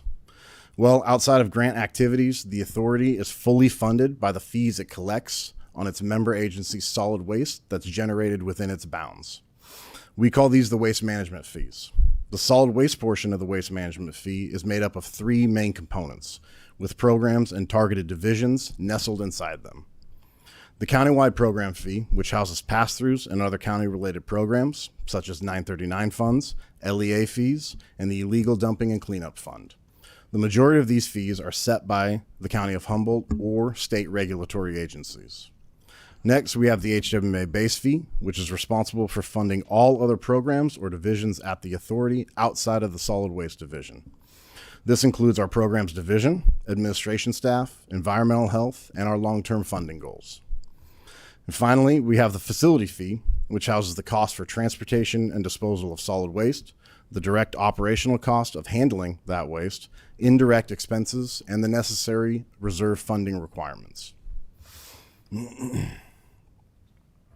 So this slide should give you a better glimpse at how these fees are structured and how they fit into the total fee structure, and how they generally contribute to costs throughout the county.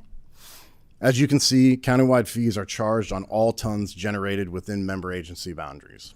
These programs are generally run or operated by the County of Humboldt, or in the case of the Cummings Road Landfill Maintenance and the Household Hazardous Waste Facility, operated by HWMA on behalf of the County of Humboldt. The HWMA base fees are charged to all tons delivered by member agencies to transfer stations that lie within Humboldt County. As noted on the previous slide, these fees cover the divisions we went over earlier this evening outside of the solid waste division. And finally, we have the solid waste facility fees. One area of note for our satellite facilities in McKinleyville and Fortuna, only the transportation and disposal costs are present. The missing fees are charged and set by the individual operators of those transfer stations. This should hopefully shed a little bit more light on the complexity that some of these fees have and how they're structured and ultimately charged. So overall, the authority's budget is fairly straightforward with a couple of factors that have large impacts on our rates. Total solid waste tonnage is the baseline for developing these fees. Because the authority is funded through our tipping fees, total tonnage can have a significant impact on our per ton costs across the board. This is where economies of scale come into play, and with more tonnage, it allows us to spread the operational costs over those additional tons, reducing those per ton rates for all of our member agencies. Keep in mind, this is one of the original driving factors of why the HWMA was formed. Our largest single cost is the transportation and disposal of solid waste, and this represents 46% of our total operating budget annually. Fuel prices, highway closures, and backhaul availabilities can have significant impacts on these costs. Staff costs are all obviously a factor as well, the authority having 35 full-time staff members. And as programs come online or other operations are developed, this can lead to an increase in these costs. Finally, funding diversion programs are a major portion of our costs as well. This includes the Cummings Road Landfill Management, Household Hazardous Waste Disposals, upcoming organics waste handling and management, and other smaller programs related to diversion activities. So what does this mean for the city of Eureka, and how does it impact your rates? For residents and businesses that self-haul or deliver their material directly to our facility, that's a pretty simple answer. We pass a fee, and they pay that fee at the gate when they drop off their material, whether that is the minimum fee if they come under the required tonnage, or if it's a prorated fee based off the per ton costs. For people that subscribe to curbside services, that answer is a bit more complex. Consider HWMA's fee as a baseline for developing your total collection rate. The HWMA develops this rate not just for the city of Eureka, but all of our member agencies, regardless of the source of the collection. This rate is fixed and does not change based on the source or the material or the size of the container, but it is a significant cost related to the rates charged to your residents. Once this fee is finalized, it is provided to your franchise hauler to begin developing your franchise collection rates, and is then combined by them with their operational costs to develop your final franchise rate structure. Outside of any impacts that may have, City of Eureka staff is much more versed in the direct impacts to residents, and I'd be more than happy to touch on the direct impact to overall tonnage costs as well. So additionally, your staff has asked for a brief update on organics, which has obviously been a hot topic over the last year. For a bit of background, the authority and the jurisdictions have been working on a two-pronged approach to compliance for organics collection and processing. In the short term, the plan is to have collection services roll out throughout jurisdictions, starting with the cities of Eureka, Arcata, and the greater Humboldt Bay area. HWMA will serve as the transportation and processing facility. So material that is collected at the curb will come to the Hawthorne Street transfer station. It will be processed, food waste and green waste, which will be called organics at that time. And then it will be shipped out of county to a compost facility. This compost facility has already been awarded through an RFP process that the HWMA went through last year. That facility is Coal Creek Compost in Mendocino. That is the short-term plan to make sure that jurisdictions such as yourself come online with compliance as soon as possible. In concert with those efforts, the long-term planning is a feasibility study that the HWMA has put out an RFP for to take a look at the potential costs and impacts related to placing an organics compost or collection facility in Humboldt County. So currently there are no facilities that can accept food waste within Humboldt County. That is something that we are looking to solve in concert with the jurisdictions. We should have an update, hopefully, by July of this year on the successful proposer for that RFP.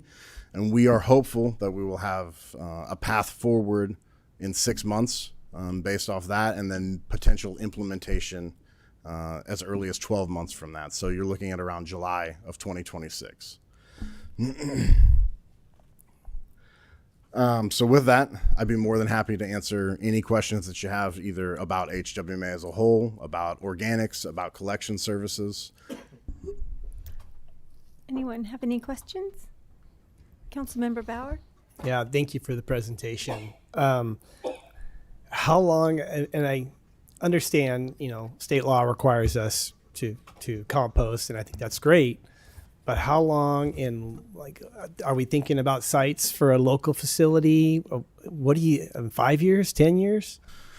Yeah, so a couple things. One of the biggest linchpins is going to be collection. So your staff is currently working with their franchise hauler to negotiate contracts that are going to not only extend the current contracts, but potentially expand your collection for organics, which would include food waste. So that's the biggest step forward right now. I know staff is currently working with that, and they're going to be bringing something forward at a later date about an update on those negotiations. But that's kind of the first step towards ensuring we have the tonnage and the collection required to start doing these operations. As far as a facility permitted in county, we're hopeful that the feasibility study will be done within 12 months of July 1, 2025, so July 1, 2026. It could take 3 to 5 years to permit a facility that accepts food waste. So because food waste is a tier 1, you have to have a full solid waste facility permit in order to accept it. That's not a very easy permit to get. It's not a very easy permit to have permitted and approved. Obviously, the HWMA holds that permit, so we do have a little bit of experience in managing the processing reports and things like that. But best case scenario, 3 years, worst case scenario, 5 years from the time that we actually have a site, purchase that site, and go from there. And I can't resist, because legislative items had come up on this.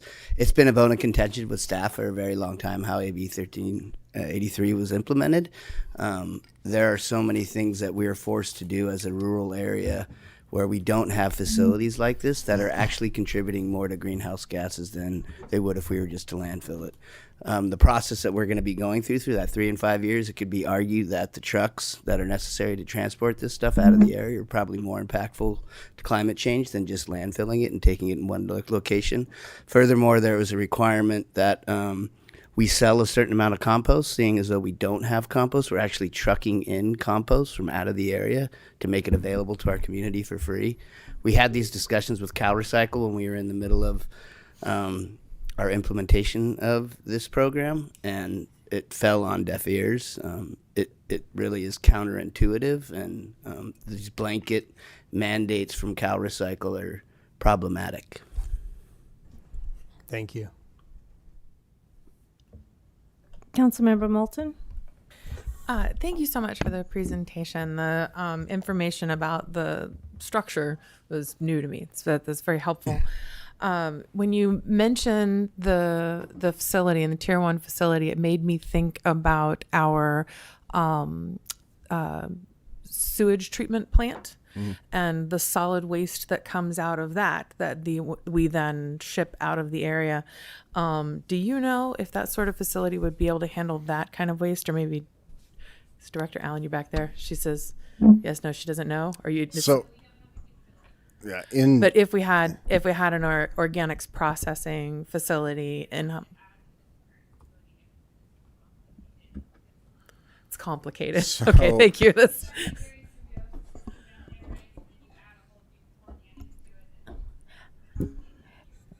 Councilmember So I Moulton, think- It would are have you, to- are you just asking? one moment. I'm just gonna Excuse me, just synopsize one that moment. answer. So, would you be willing to come say that on the microphone because the public can't hear you from back there? No, you're I was good. going to Thank repeat you. it. Yeah. Oh, Repeat it all. No, currently we are not capable of doing it. We would have to design a whole addition to be able to process organic compost. Yes. We've looked at it. There's been studies in the past. I don't have details on those, but we currently. I think my question got flipped around. Okay. Yeah. If we had a facility that could handle the compost, could it handle? Yes. Yes. Our It could. biosolids, Our Class B biosolids. biosolids. Yeah. Okay. We would have every intention, if we do open a facility, that it would be permitted and be able to take that type of material. Absolutely. Okay. Bonus. Thank you. Okay. thank you. Any further questions? Okay, seeing none, we'll open this item up for public comment. Is there anyone from the public that would like to comment on this item? Do you see anybody on Zoom? Oh, we've got one. Good, great. Welcome. Hello, good evening. Frank Nelson, General Manager for Ecology. I'm just here to support Eric. You know, I think that Oh, please turn the microphone on. Frank Nelson, General Manager for Ecology. I'm just here to support Eric. I think that it's been a huge endeavor. You know, I can't say enough to the SB 1383 regulation and you know, I haven't been in Humboldt County as long as most of you have, but you can tell it's trying to fit a square peg into a round hole for folks in rural areas, and it's really expensive. It's really time consuming. It's really all inclusive. You know, it takes a lot of consulting effort and a lot of heartache and late nights from folks like Eric. And so, you know, we're doing our part, and hopefully in the near future we can find the best outcome for Humboldt County. Thank you. Thank you. And I don't see anyone on Zoom. Okay, so we'll bring it back to council to vote to receive a report. Councilmember Castellano?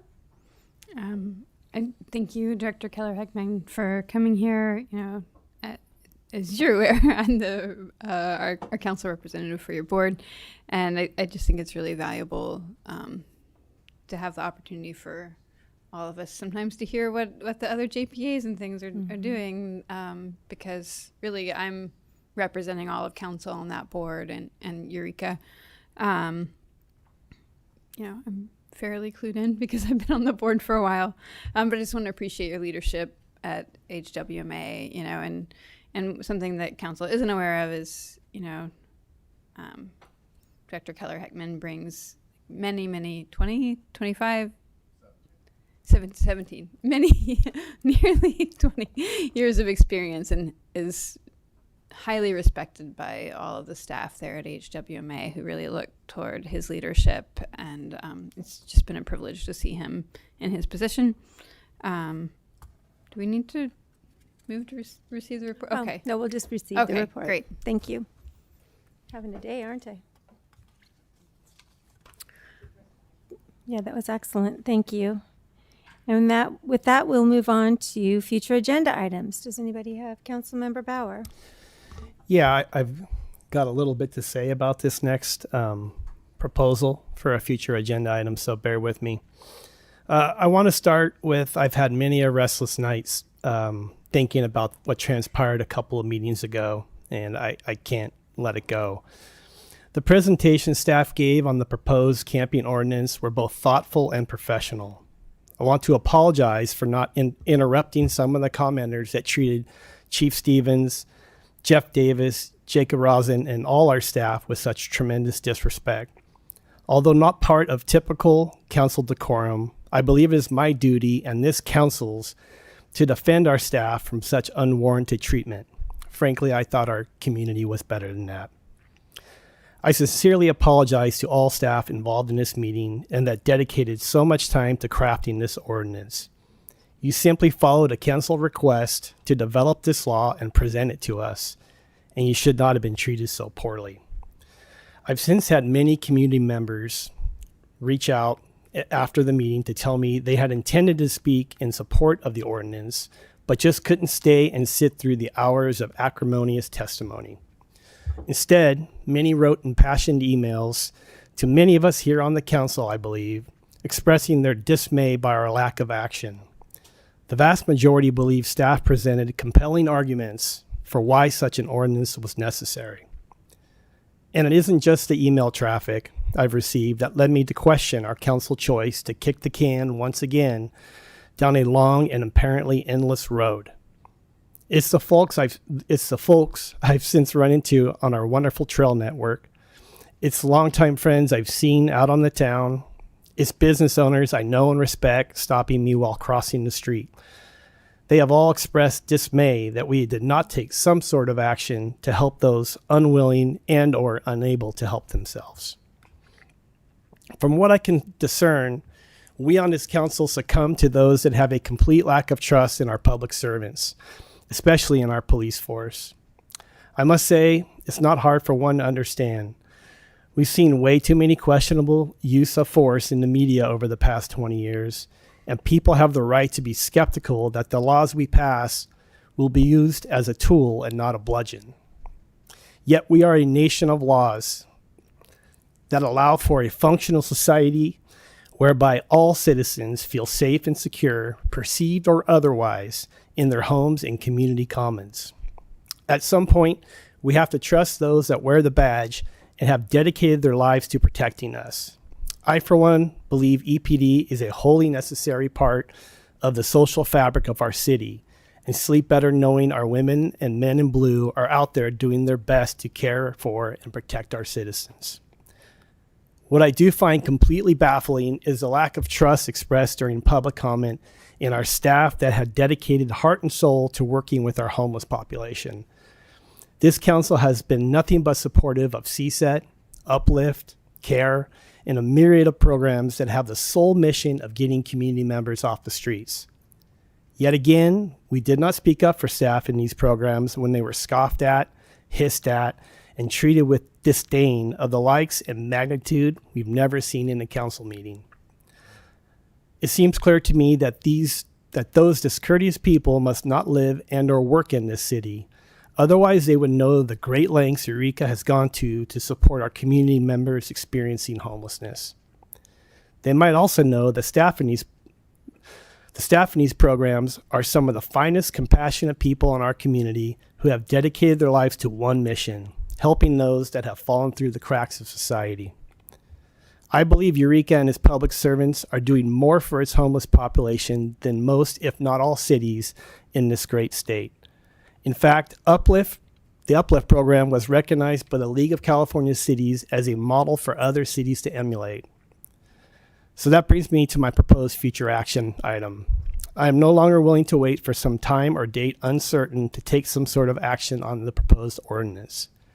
Remember, the proposed camping ordinance and corresponding legal repercussions for disobeying the law is merely a tool at our disposal.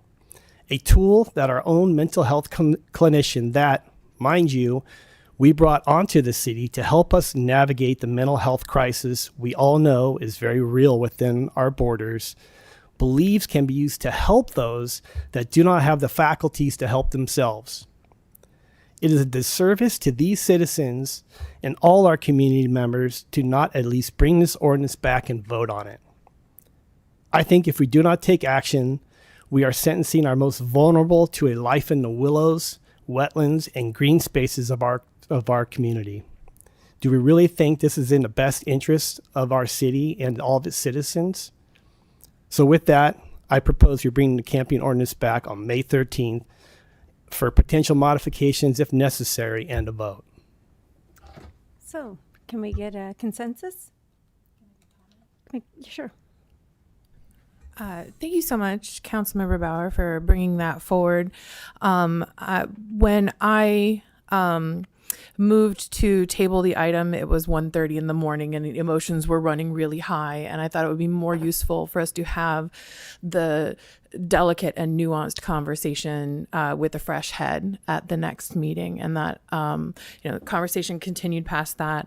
But at this point, I would say that the ordinance is either useful and we should pass it or modify it, adjust it, and pass it, or we should take an entirely different path. But having this kind of hanging out there indefinitely, I agree, is not helping anything. So I'm going to thumbs up that. Okay, so do we have a consensus to bring this back May 13th?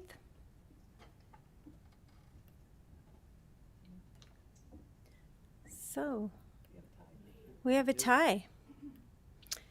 So I will break that tie. I would suggest that you make a motion so we can take a vote on bringing this back, not just through consensus, because if we have a tie-breaking vote, we want to, as the mayor, and that only happens if there's a tie, that we record it.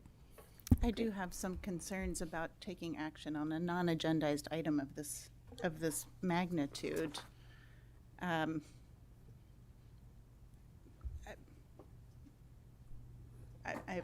don't think that a motion on a non-agendized item is advisable.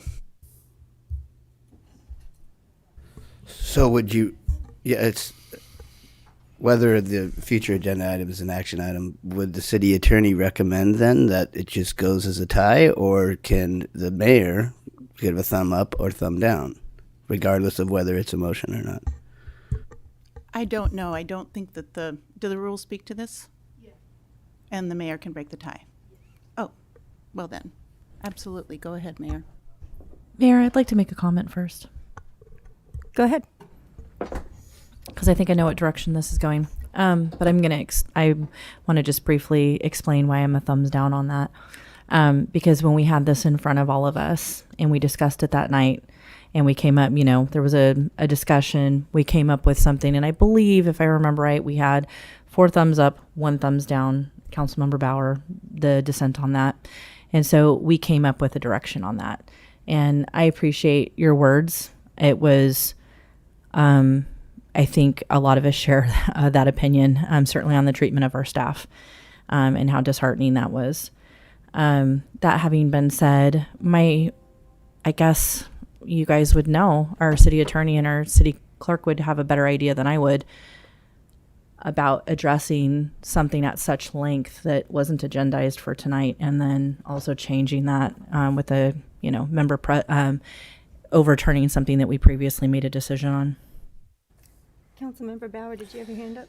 Yeah, I mean, my future agenda item is to bring the camping ordinance back. My speech was just to express my feelings as to what transpired. So if you want, I can retract the speech and just say I bring the ordinance back by May 13th.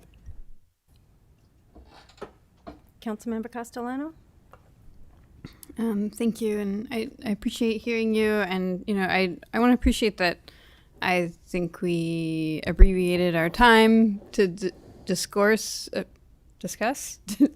participate in discourse that night due to the late hour, and so I understand that there are still things unsaid. For 2 reasons, I am dissenting on the matter. One, for my job, that's my monthly board meeting, and so it creates some problems there.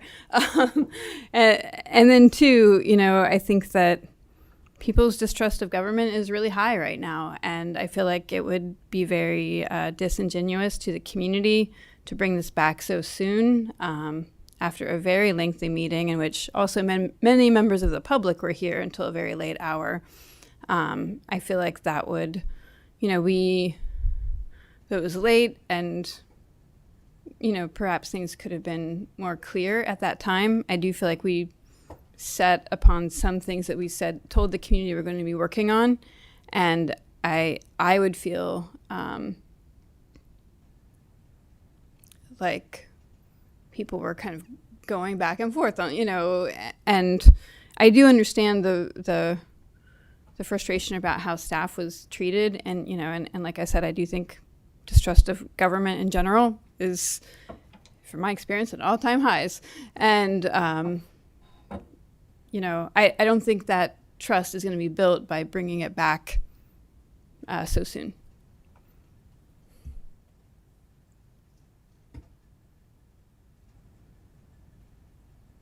So is it up to me? Yep. Wow.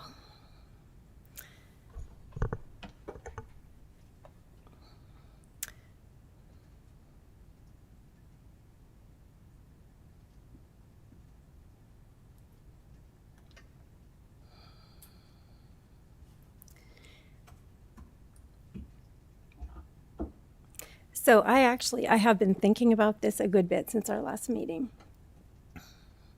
And I've thought about all of the work that our city has put into this effort over the last 10 years that I've been involved in the city. And I've watched staff go from slashing tents, stealing people's property, talking smack about people, all those things. I've watched that change over the last 10 years, and I've watched our department change over the last 10 years, and I've watched our city grow in compassion over the last 10 years. I was very disappointed about the meeting and received a lot of emails about people not feeling safe speaking in the meeting, which was disappointing. I talked to a lot of people on the street. I had people call me on the phone, very upset that this wasn't voted on, that the time was uncertain. The idea that the time would be certain that we would vote on that was fine, but the time that it was just put off to some number far, far away with no time to put it together didn't bode well with a lot of the people that I know in the city and that I talk to, business owners, people that live in this experience every day. They show up for work and have these situations. And the thing that really struck me about this ordinance is that this ordinance was not designed, at least from my understanding, this ordinance was not designed to take grandma out of the bus stop. Huh? Oh, okay. But what this ordinance, in my understanding, if I could just say one thing that's maybe not content driven, but is that it's another tool to get at people who have been unwilling over the years and that predate on people. There's a whole situation out there that a lot of people don't experience because you don't know, because you're not out there. And I don't mean that to be dismissive in any way. And I don't say that to council. I know council are out there a lot. So I think that time uncertain is unfortunate and doesn't work for a lot of our city. At least the people that I have talked to. So I would like to see it brought back at the May 16th meeting, and I would like to see some resolution with it. And if it fails, it fails. But I think that the discussion and the opportunity to have that conversation needs to happen sooner than later. So that's my vote. Is that clear?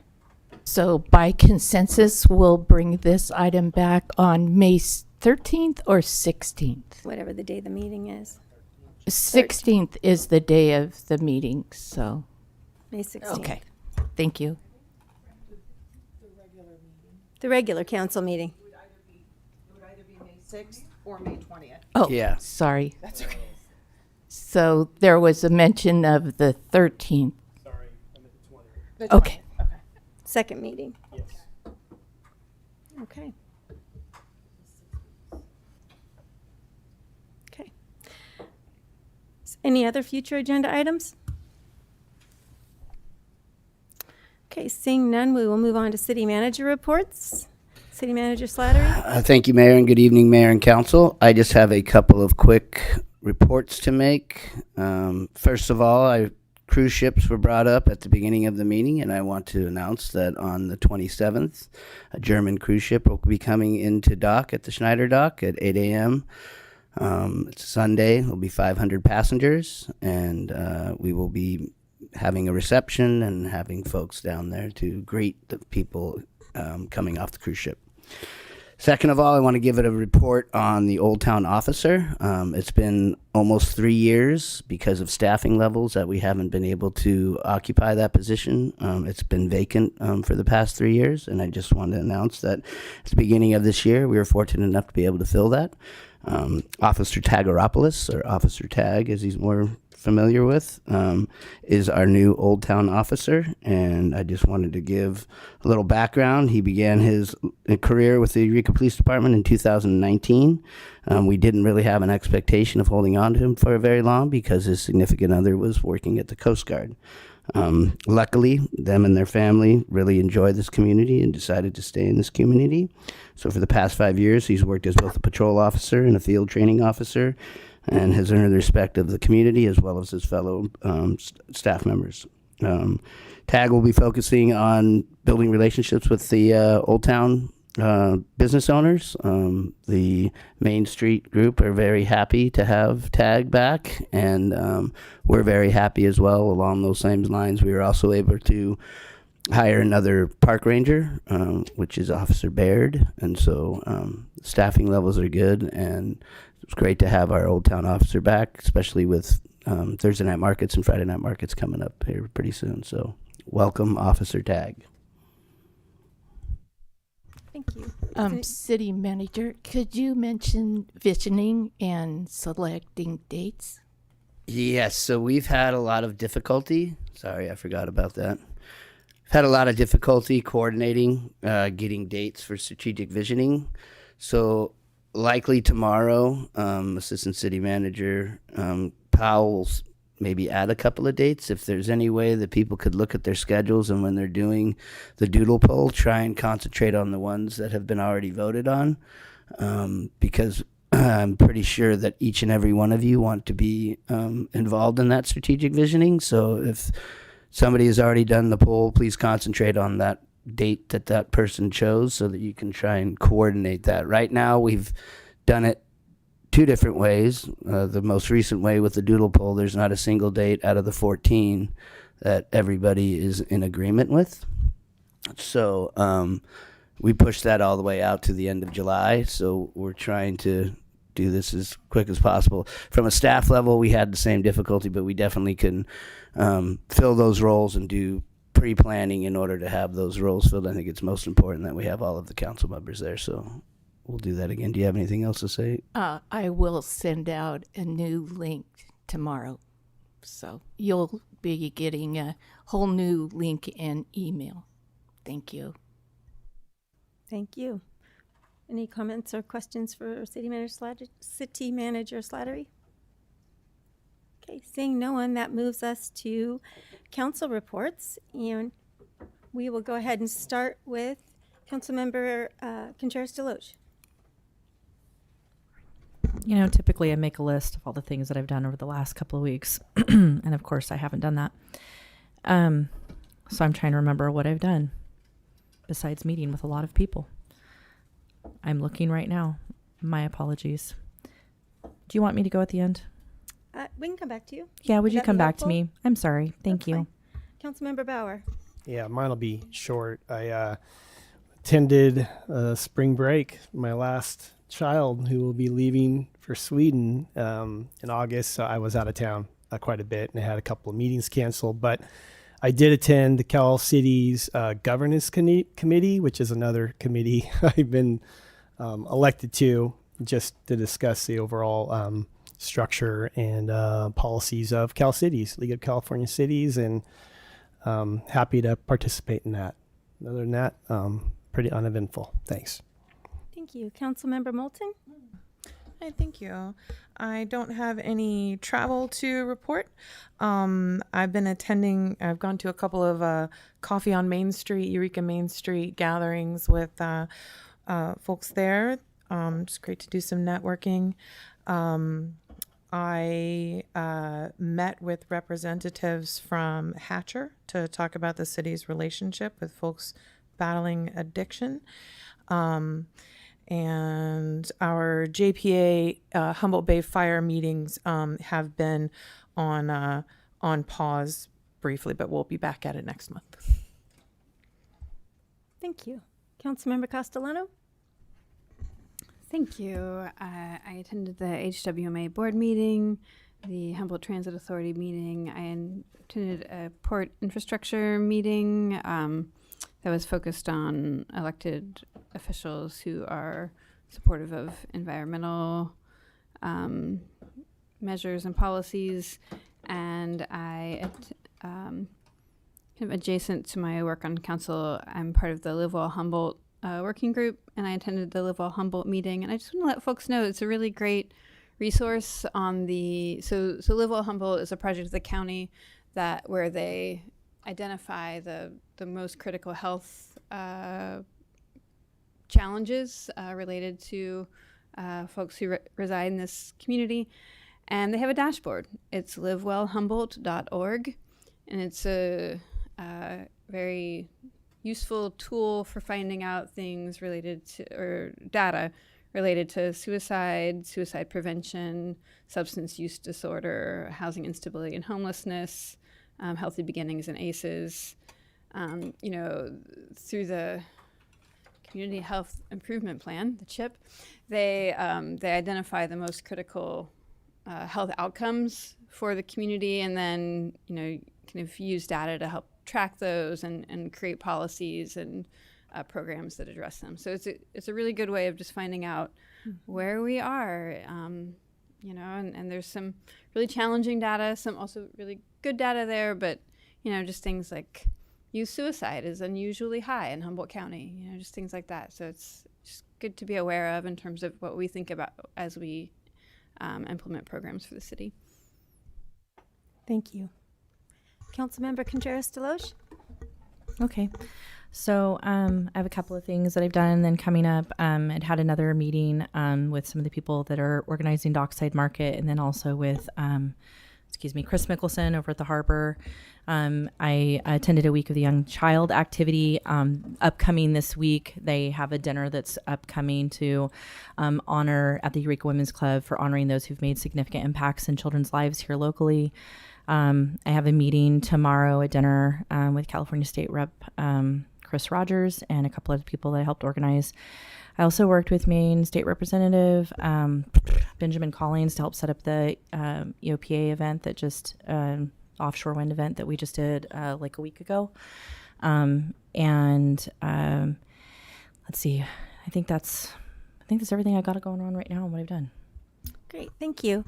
So I have decided to do my mayor updates at the end of the meeting with the council members until we can get to a time when we can move all of our reports together, because I think it's important that we share at the same time. We're all the same. So I just have a few things I want to talk about. The first thing is, put on your calendar, May 4th, Sunday, we are having our mental health town hall. It's called Turn Awareness into Action, Myth-Busting Mental Health. It's at the Wharfinger from 11 a.m. to 4 p.m. We will have a lived experience panel. We will have a professional panel. We will have a speaker coming from Detroit, Joseph Reed, who wrote Broken People.